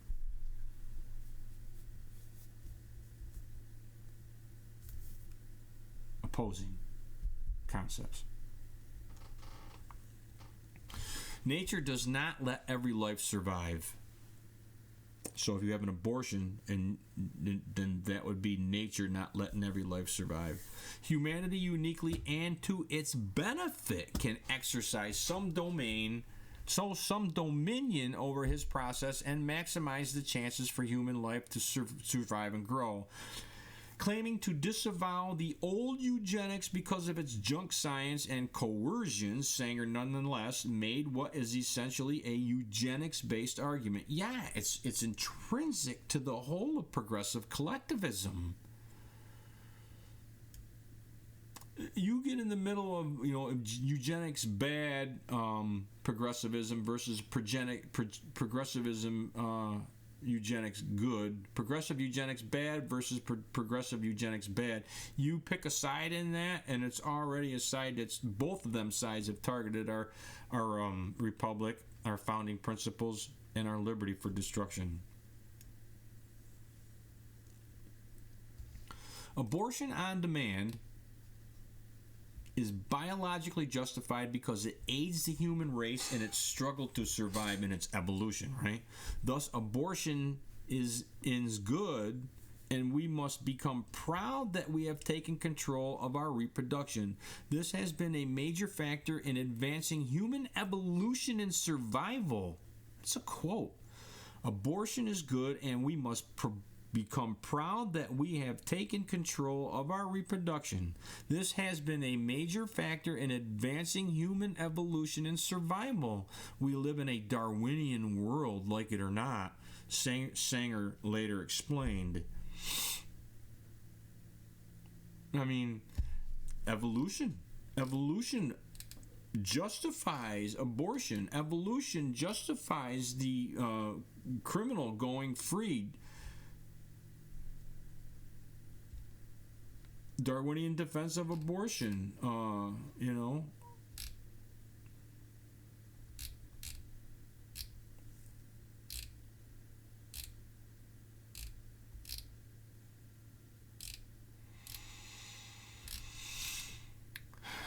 Some evidence to where the depravity of this evolutionary moral relativism has delivered us. Okay, this is me. U.S. University unveils a statue of pedophile collaborator Alfred Kinsey. I don't know if you guys know who Alfred Kinsey is. He wrote a lot of books on sexuality. He did a lot of depraved sexual pervert shit to kids. As young as 3 months old. And this was just in 2022. The Indiana University has erected a statue of Alfred Kinsey, the self-described sexologist. What was the sexologist before him? And wasn't it Havelock Ellis, one of the Fabian socialists, who John Maynard Keynes traveled with around the world, engaging in homosexual pedophilia back in the day, man. Epstein, there's nothing new. That's another thing I can get into here, not on this show, but we'll get into that whole thing. There's nothing new in this progressive collectivism, what Epstein did. There's a whole history of the same shit in this revolutionary progressive collectivist circles. It's all the same shit. Alfred Kinsey being one of them. And also there's this here, having an abortion to fund a holiday. The Australian government has been challenged on allowing parents who deliberately have late-term abortions to access thousands of pounds in baby loss payments. Yeah, the stillborn baby payment, which can be a lump sum of $4,000 or $4,300 plus, or a maximum of $22,000 in parental leave pay, can give to parents if their child has, quote, not breathed since the delivery and had no heartbeat after birth. The baby must have been at least 20 weeks old or weighed at least 400 grams. But in a letter written on behalf of the Minister of Government Services, Katie Gallagher, the government admitted that the eligibility criteria, quote, does not include circumstances where the stillbirth was due to a medical termination, including an intentional abortion. So they're waiting till their baby gets 20 weeks old so they can have an abortion and collect and go back to go and collect $4,000, right? To go on vacation, to fund their vacations. That's the depravity, the moral depravity that comes from that. It's where we are. And that's in a Western free world nation, supposedly, right? Another novel contribution of Darwin Day in America is its expose of the Darwin's lobby's efforts to push religion into public schools. They're pushing religion into public schools now. Scientism, maybe? Yes, that's right. Pro-evolution activists like Eugenie Scott of the National Center for Science Education would use taxpayer dollars to promote religion, provided, of course, that it's a whitewashed brand of evolutionary-friendly theology. Meanwhile, the Catholic Church is okay with that. Meanwhile, they try to censor views that challenge their position of power. West explains why this is dangerous for society. Defenders of evolution who claim to fear blind zealotry might want to look in the mirror. The new Darwinian fundamentalism have come to just as intolerant as the religion fundamentalists that they despise. Perhaps most shocking, however, is West's discussion of how Darwin-inspired scholars have sought to force sex ed programs on children which would violate the social norms of virtually every American. Darwin Day in America provides fresh insights to the work of Darwinian zoologist Alfred Kinsey. Anybody know that he was a Darwinian zoologist? Like Peter Daszak? Who studied sexuality in children from an evolutionary perspective, according to the book. Who studied sexuality in children from an evolutionary perspective. According to the book, Kinsey's methods amounted to nothing less than pedophilia and resulted in the sexual molestations of multiple children. Hundreds. Not only was Kinsey's work morally repugnant, but was it ethical? And the ethics versus moral. And the moral what? The moral of collectivism, Kantian, Hegelian moralism, where basically whatever is moral is just that you just need to throw yourself under the bus for the benefit of the collective type moralism, or are we talking scripture moralism from an individualist, endowed by our creator, morality, Christian, Judeo-Christian, scripture, religious morality, They're not the same.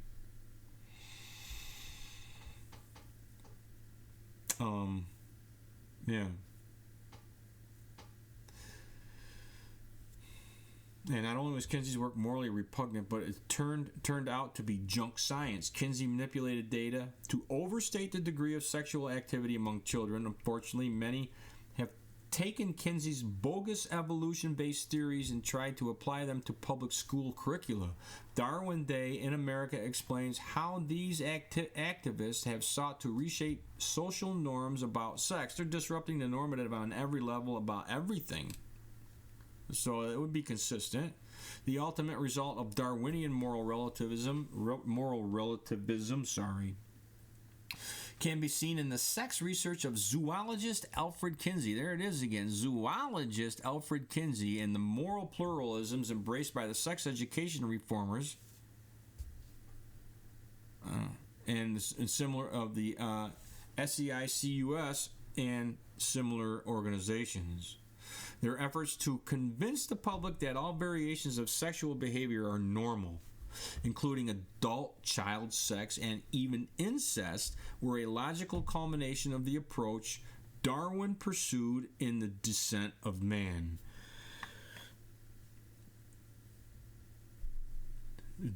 Evolution can be used as a defense for all those things, as a justification for all the depravity or all disruption, whatever, homosexuality, transcend genders, criminal activity,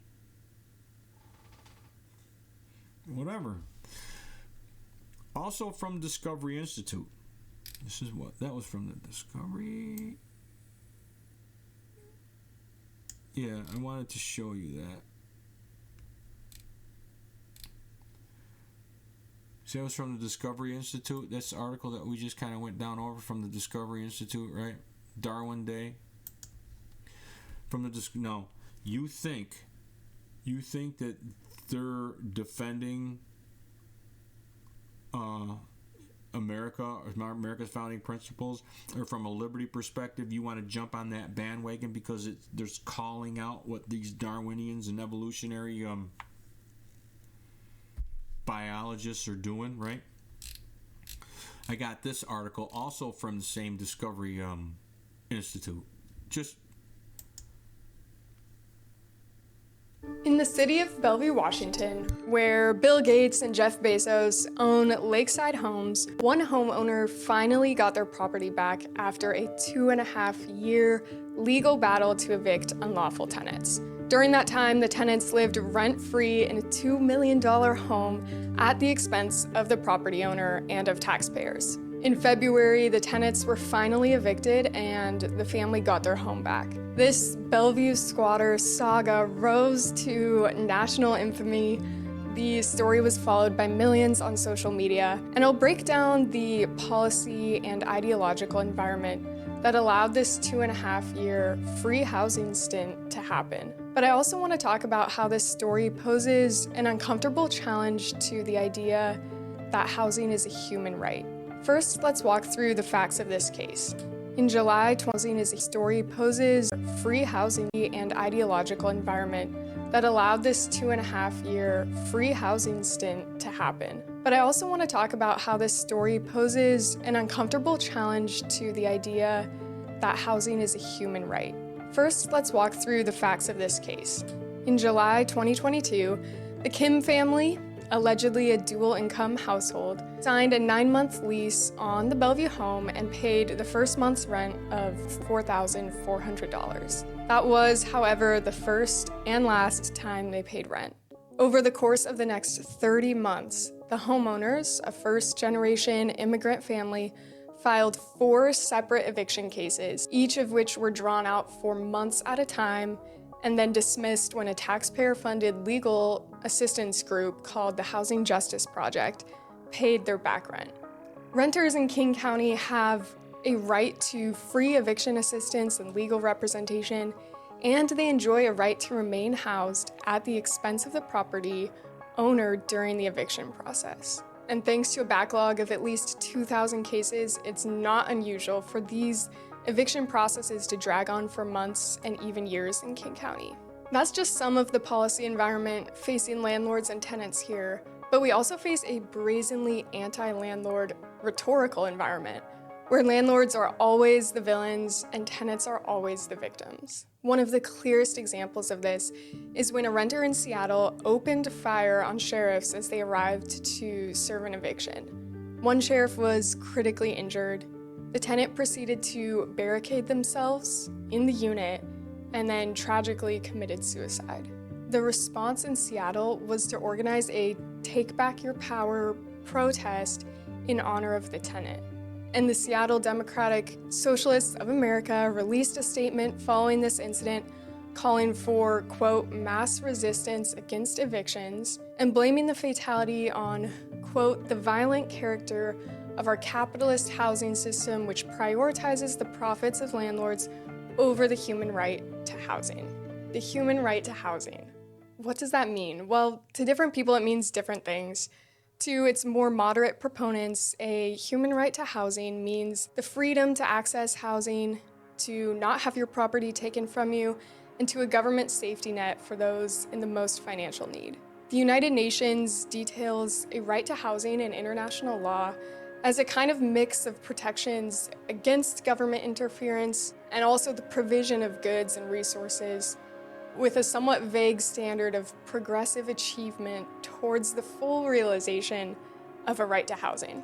Well, the right to purchase, rent, enjoy, or sell property in freedom without government interference or intrusion is clearly protected by the US Constitution as property rights. And property rights are viewed in our founding documents as unalienable human rights. When we sift property rights protections out of the and property rights are viewed in our founding documents as unalienable human rights. When we sift property documents as property rights, and property rights are viewed in our founding documents as unalienable human rights.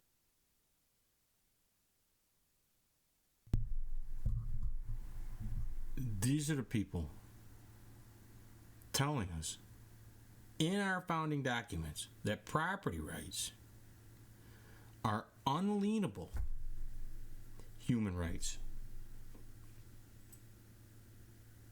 They got it all wrong.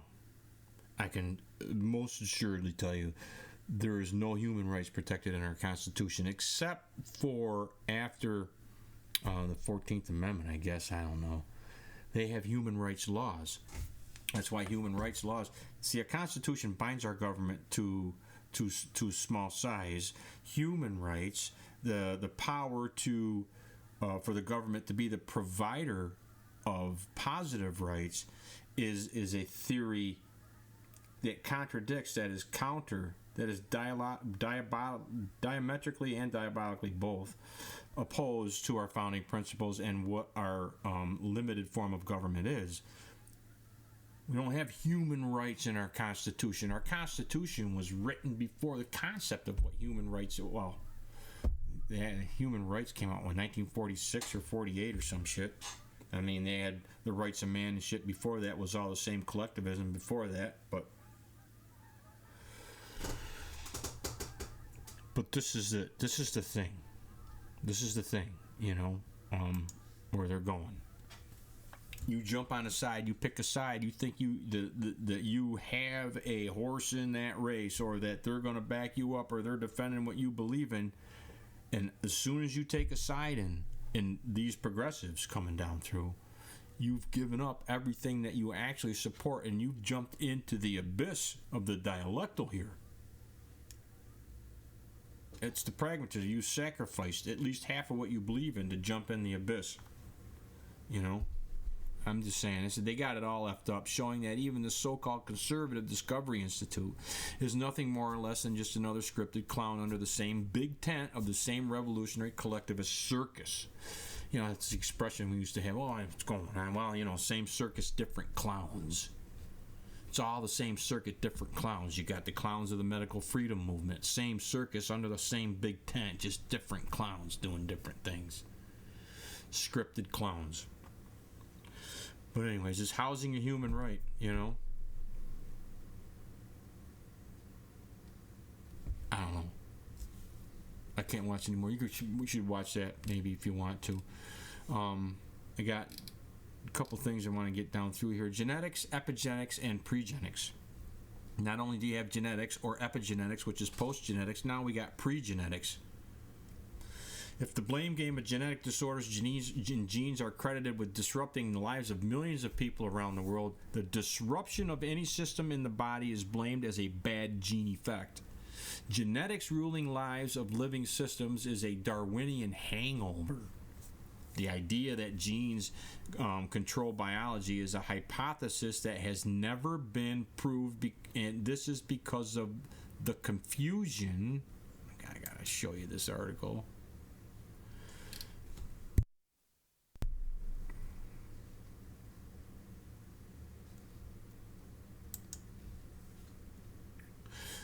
Because of the confusion between causation and correlation. There are many diseases that are correlated to gene dysfunction, but the actual aspect of the defective gene being causative of the disease has never been proven.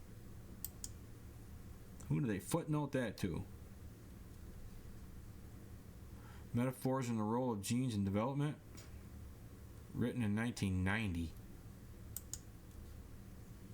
This is in 2011, so at least at that point it had never been proven. I don't know, has it been proven since? The metaphor of control by the gene has been assumed without argument. The gene reacts to the signals from the environment. For both proper activity and abnormal response, it seems that the environment has a crucial role to play in the health of a cell and ultimately the health of an individual. Epigenetics literally means above genetics, meaning that which controls the organism beyond genetics, beyond the genome, right? By the end of the last century, it was known that DNA by itself does not determine all characteristics of an organism, including humans. The environment stress one perceives. The environment stress one perceives, and nutrition, to name a few. I don't know if that's right, but anyways, play a vital part in determining the response of an organism. As much as the DNA itself. Sorry about that. To name a few, play a vital part in determining the response of an organism as much as the DNA itself. Sorry. Thus, it is known now that both nature, genetic makeup, and nurture, environmental factors, aka social determinants, play equally important roles in the responses observed both at the cellular and organism levels. Isn't cellular, wasn't that Lysenko? Thus, humans are affected by both genetics and epigenetic factors. Furthermore, in the recent past, these studies have revealed that many aspects of a child's present personality have carried forward intact from past life.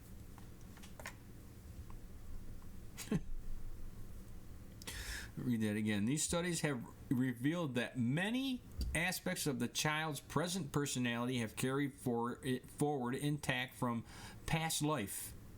Past life behavior, emotions, phobias, talents, and knowledge, the quality of relationships, and even physical symptoms.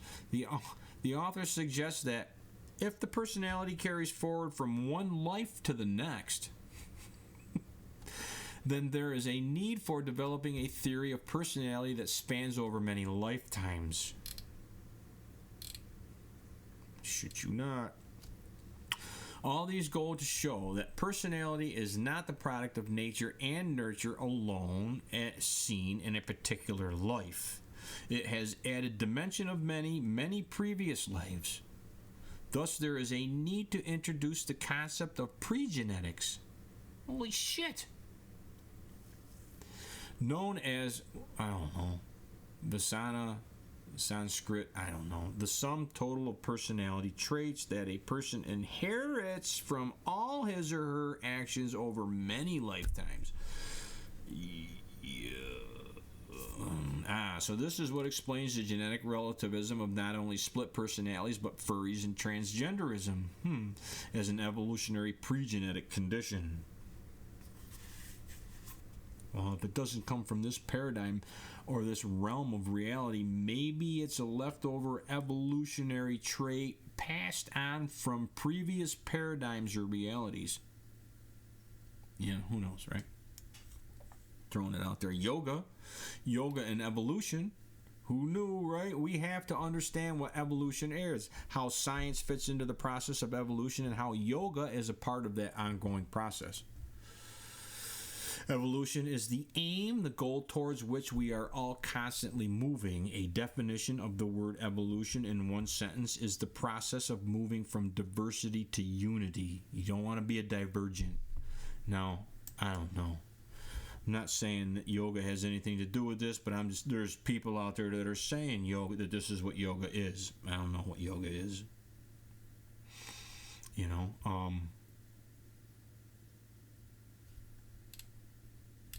but they're correlating yoga as an aspect of evolution and our evolutionary understanding of things. Again, it's being our fundamental understanding of everything is being infused into our fundamental understanding of everything.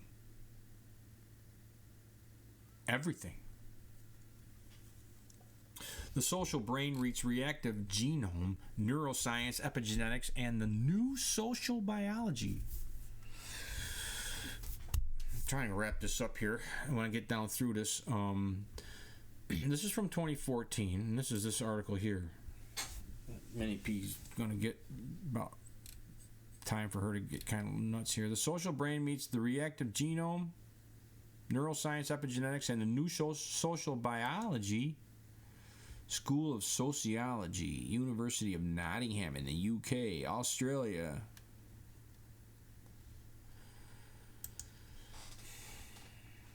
Anyways, I got this here. It's from 2014 again. In the abstract, the rise of molecular epigenetics over the past few years promises to bring the discourse about sociality and the susceptibility to environmental influences of the brain to an entirely new level. Epigenetics deals with molecular mechanisms such as gene expression, which may embed in the organism's memories of social experiences and environmental exposures. Memories.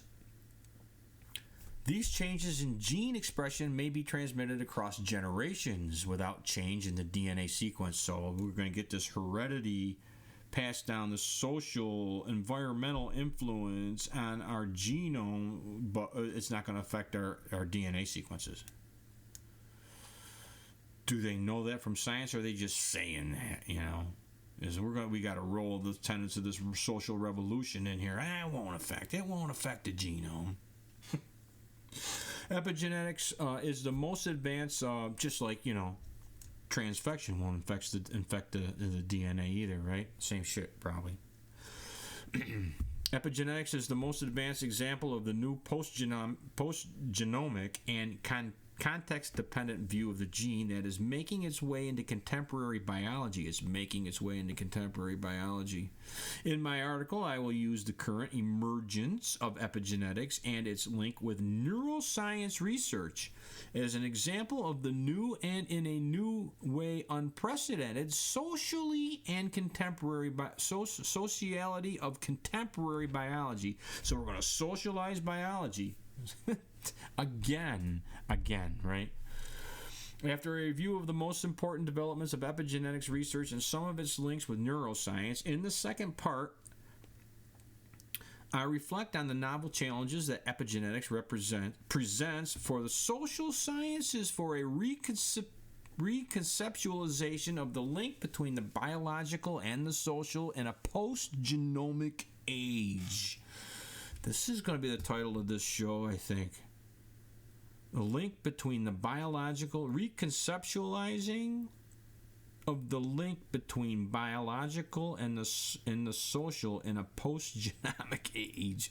Yeah, I think that's what I'll name this show. Although epigenetics remains a contested, hyped, and often uncritical terrain, I claim that especially when conceptualized in broader, non-gene-centric frameworks, it has a genuine potential to reformulate the ossified which is rigid or fixed. Biology, society, debate.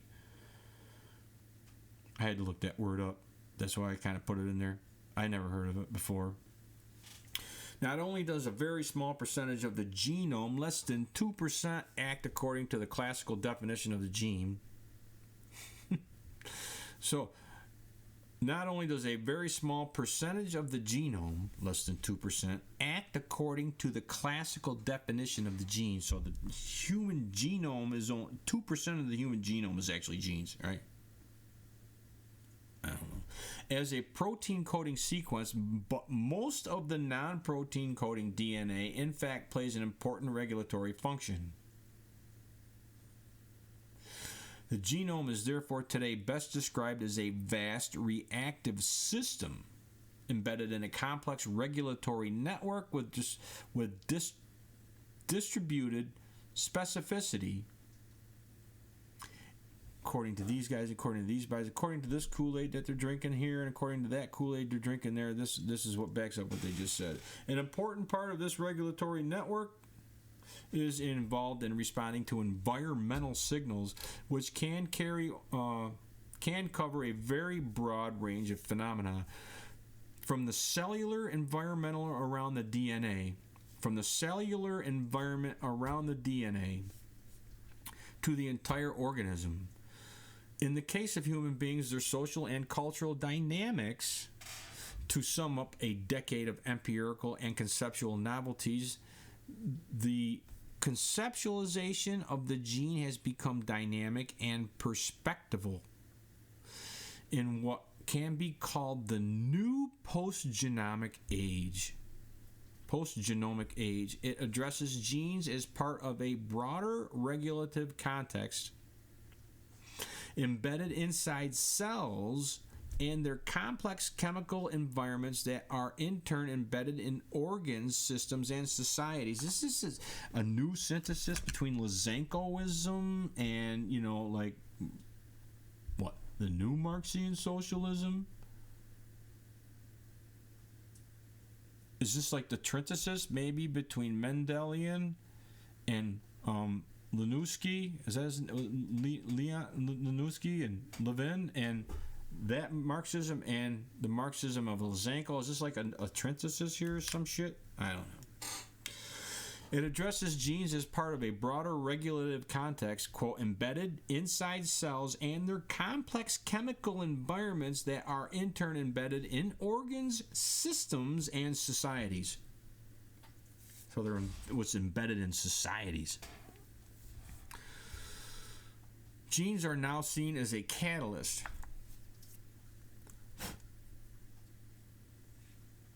Genes are now seen as a catalyst more than codes in development.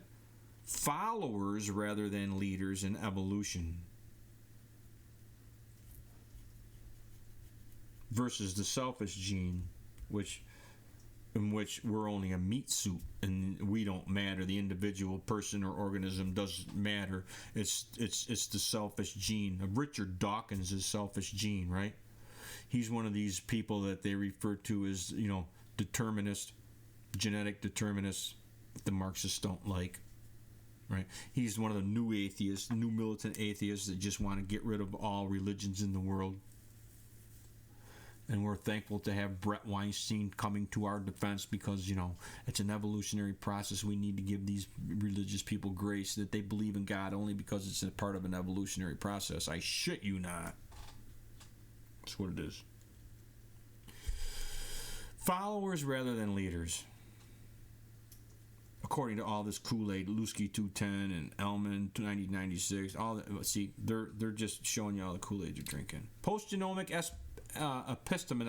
epistemology, molecularizing nature, epigenetic research undermines the nature-nurture opposition on both sides of the dichotomy.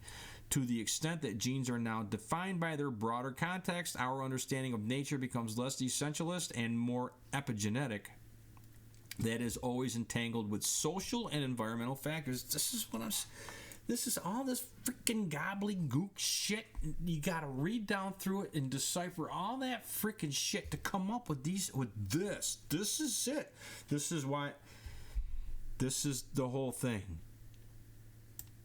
That is always entangled with social and environmental factors. Environment correlates to social. Social is the environment, which they're.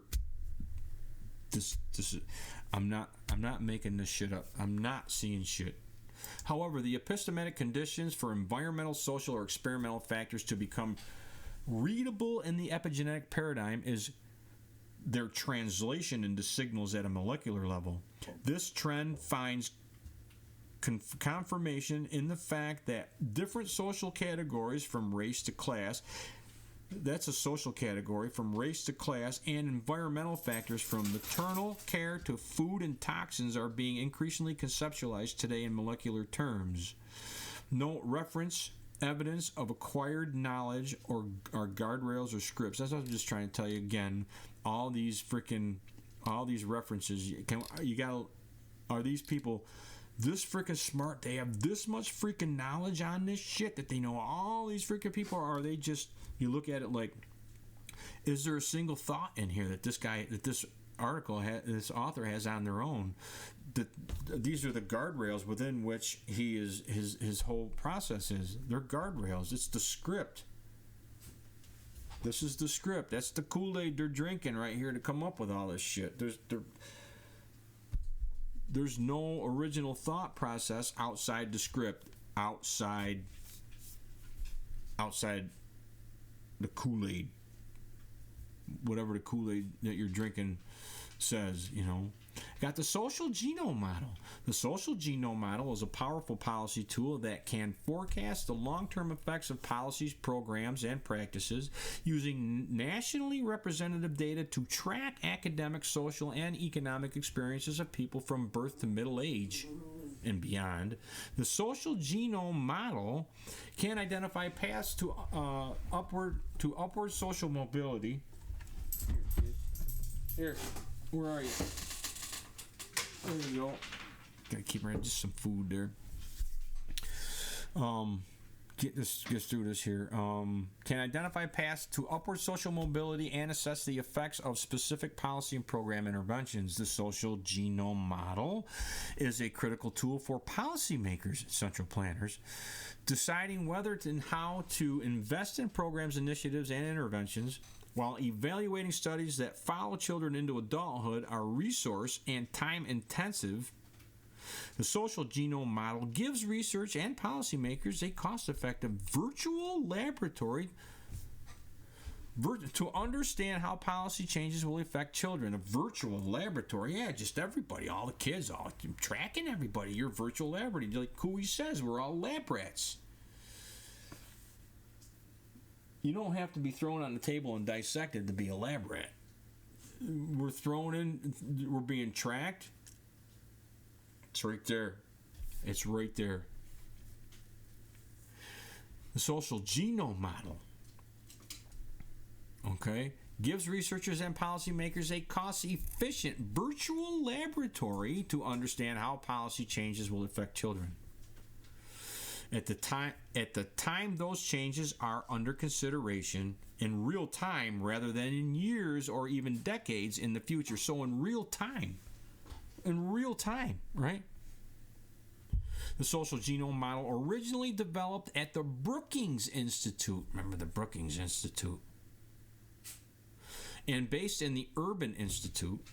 The Urban Institute is a collaborative effort of the Brookings Institution, Child Trends, and the Urban Institute. Urban Institute, Child Trends, and Urban Institute.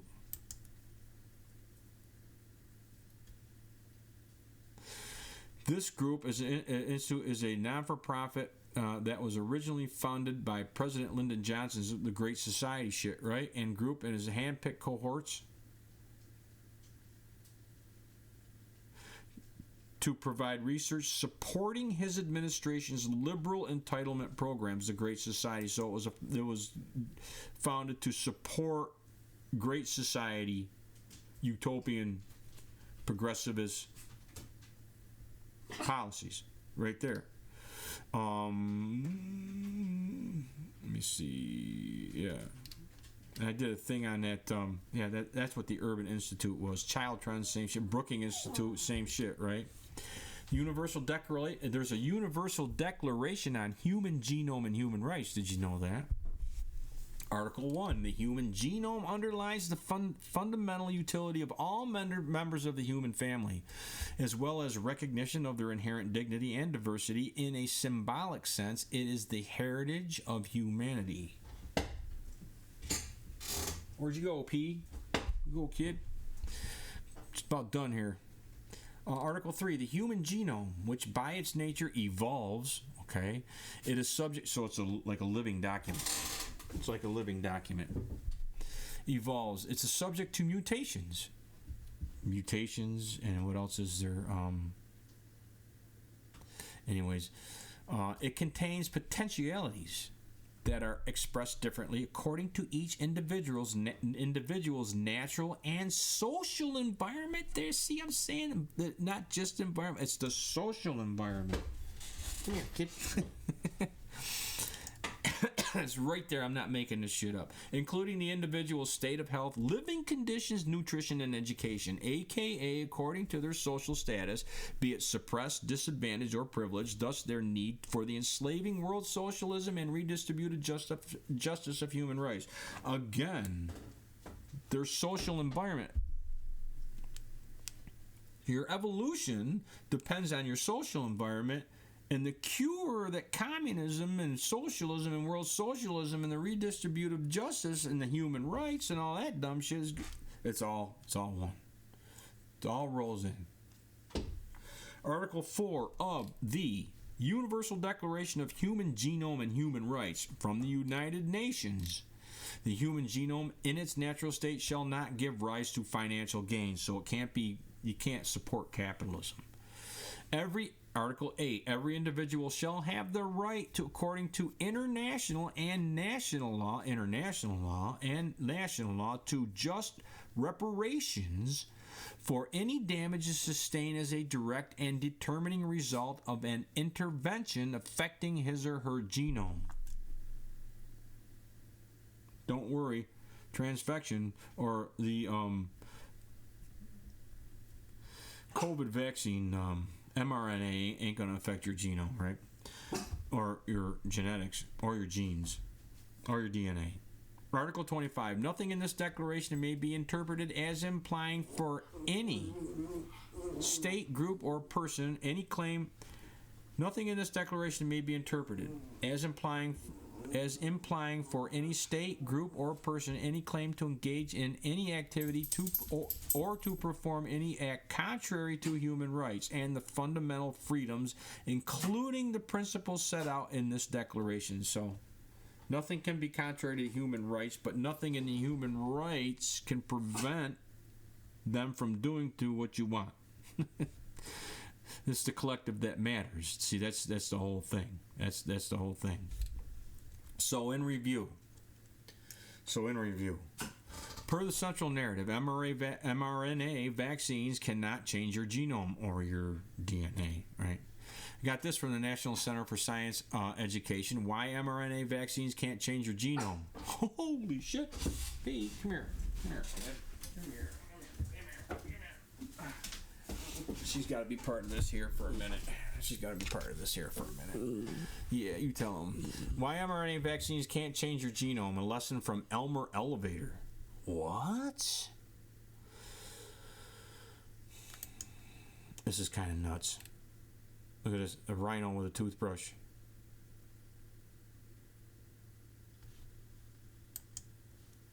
This is for kids, I guess. I don't know. The mRNA coronavirus vaccines do not alter human DNA. To explain why our DNA is safe, Reed turns to a toothbrush-wielding rhinoceros, a flying baby dragon, and a boy named Elmer Elevator. Holy shit. You gotta be shitting me. I gotta see these. Oh, there's your dragon. I'll tell you why mRNA won't affect your genome. Holy shit.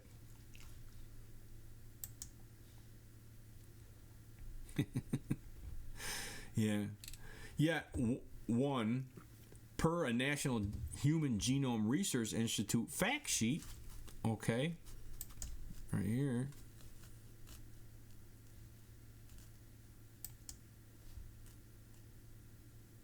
Understanding COVID-19 mRNA vaccines, messenger RNA is a molecule that encodes a sequence. Key points: mRNA vaccines inject cells with instructions. mRNA vaccines are safe and cannot alter your DNA. Furthermore, per the following: 1. eClinic Medicine, part of the Lancet, okay, from 2021. A Chinese paper. mRNA vaccines are a new form of vaccine that triggers immune responses by transfecting synthetic mRNA, encoding viral antigens into human cells. Doesn't affect the genetics though, right? And 2, Thermo Fisher Scientific Introduction to Transfection. What's a frickin' transfection? What is transfection? Broadly defined, transfection is the process of artificially introducing nucleic acids, DNA or RNA, into cells. In transfection, the introduced nucleic acid may exist in the cells transiently, such that it is only expressed for a limited period of time and does not replicate. Or it may be stable and integrate into the genome of the recipient. What? What is transfection? It may be stable and integrate into the genome of the recipient. So there's some little conflicting frickin' information for you there, right? A captured academic takeaway on this: while injecting or transfecting genetic material directly inside your cells can't possibly affect your genome, your oppressed, disadvantaged, or privileged social status can and will. Even though they say that, what is a transfection? It may be stable and integrate into the genome of the recipient. Holy shit. Maybe until now, each derivative of each and every science gone social has been so effectively siloed. This is my point here. It's been so, up until now, everything in different sciences out there that has been happening has been so siloed, so effectively siloed, that the observation has escaped them all that they are all, at least from a liberty perspective, despite their stated differences, one and the same with revolutionary, evolutionary Marxism and the anti-state world socialism implicit to its agency for the redistributive global governance, justice, and the ultimate centralized enslavement of the whole of humanity to the will of others, via the general will and the redistributive justice of human rights.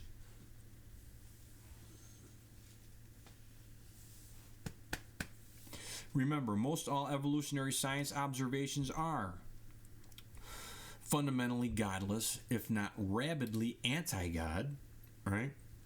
Although there are evolving syntheses out there, such as the Catholic humanism and wholly embrace evolution. I shit you not. Adam, Eve, and evolution. You know, there's a whole article about how the Catholic Church embraces evolution. As long as it's the body and not the soul, right? Yeah, embraces evolution of humans, just not their souls, which opens up a whole nother rabbit hole to be considered. I don't even want to go down that rabbit hole. With rare, at least here, with rare exception, collectivists. With rare exception, collectivists. Key point being that God and concept of a soul and afterlife, punishment or reward, is universally held as a threat to the sovereign. This is what I'm saying. Why, if you read Hobbes's Leviathan or Rousseau's Social Contract, it's right in there. God, concept of God or religion holds otherworldly God at a higher, more superior. It compromises the authority of the sovereign, of the king, of the dictator, whatever. The key point being that God and the concept of a soul and afterlife, punishment or reward in the afterlife, is universally held as a threat to the sovereign, subordinating government and the needs of society and its planners in the here and now. Again, like the Humanist Manifesto, I went over this before. to a higher power throughout collectivist doctrine. Godless evolution, being cultural and or social as well as biological, is what opens the door for scientific academic justification for Marxist or Marxian collectivist revolution, targeting the very premise of our founding principles and republic, our unalienable. The UN Declaration of Human Rights says unalienable. Our Declaration of Independence is unalienable. There can be no social lien, no social lien, any other lien put on our individual rights and liberty. The Constitution restricts the power of government from infringing on our liberty. The government is a product of our liberty. Do you see what I'm saying? Yeah. Yep. Our unalienable individual rights and liberty endowed by our Creator for destruction. Godless evolution, being cultural and or social as well as biological, is what opens the door for the scientific academic justification for the Marxist collectivist revolution, targeting the very premises of our founding principles and republic, our unalienable individual rights and liberty endowed by our Creator for destruction. Human and human society oriented. Most all evolutionary science observations are human and human society oriented, whether genetic, environmental, or social, cultural, no matter whether it's observed in peas, ants, fruit flies, monkeys, or giraffes. Evolution is universally applied to humans. It's like a zootonic jump there, right? Is the mother of all botanic and zootonic jumps. Evolution, the mother of all botanic and zootonic jumps, right? Ultimately, sorry, I gotta go back to understand that again. Remember, most all evolutionary science observations are ultimately end in humanity's responsibility to not only secure the whole of biodiversity for future evolution, but to direct it. And this is, what do you say, Pete? What do you say, huh? What do you say? What do you say, kid? Are we done? Say goodbye, Pete. We're done. We're done. I wanted to get this information out. I was trying to get it out to you before she kind of went nuts on me here. But there you have it. You know, I mean, it's evolution, the mother of all botanic and zootanic jumps. And I wanted to get this information to you. It took me a long time to dig this shit up, you know, and I don't know. You know, I hope you got something out of it. I hope you can see it, that this evolutionary science, this bad science, the script, the underlying script that it is the foundation for not just science, not just biology, not just science, not just all academia, but literally, actually, is foundational to everything we know in a lot of respects. So no matter what we learn, no matter what concept we're learning in the context of the fundamental tenets of collectivism. This is what they've been doing. This is what they've been doing. And once you're in that sauce, once you're in that freaking bat of Kool-Aid, you don't know. Like, you go back to the very fundamentals of this whole thing. How do you tell somebody that they become nose blind to, they're saturated in this collectivism and in their own way of thinking, that the thought process isn't outside the collectivist realm because they don't know anything else? It's like, how do you explain to people that you're stuck in a collectivist mindset that you are absolutely noseblind to? Is like this is where we are. It's like trying to explain to a fish, as I've said before, trying to explain to a fish that it's wet. How do you do that? It's where we are. Maybe there's somebody out there that's got an idea how we can approach that, you know? I don't know. Again, I hope you got something out of it. Thanks for stopping by the Liberty Perspective. And I got more on this shit. I got more stuff, that different branches and different rabbit holes that go off of this stuff with Epstein, different shit. And but I look forward to getting to that with you, unraveling this freaking mystery that we got going here, and trying to expose the alien. Which is collectivism. It's a philosophy. all the philosophies, this is my observation through all my years doing all this shit, nearly a quarter century of looking into this doctrine and wading in this doctrine, is that all the philosophies in the world boil down to two: individualism versus collectivism. And in the tenets of individualism are our founding principles of our republic,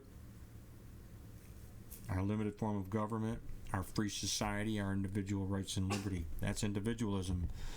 So the philosophies either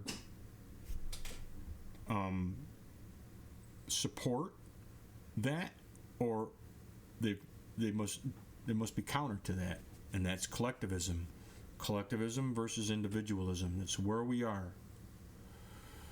And either the philosophy is out there as a collectivism,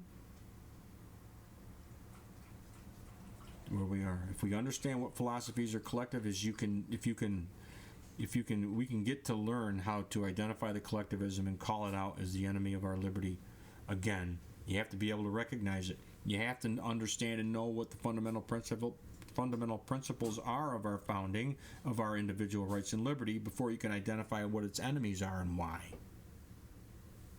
It's one of the reasons why I started this show, because there's nobody out there trying to explain that or help people out. That's why I wrote this book for my kids, and then published. I put so much work in there. I published. It's got a lot of good information in there, so that you can be able to learn how to decipher collectivism that has targeted our individual rights and liberty for destruction. Again, thanks for stopping by. I'm Joe Marshall. Look forward to seeing you on the next show.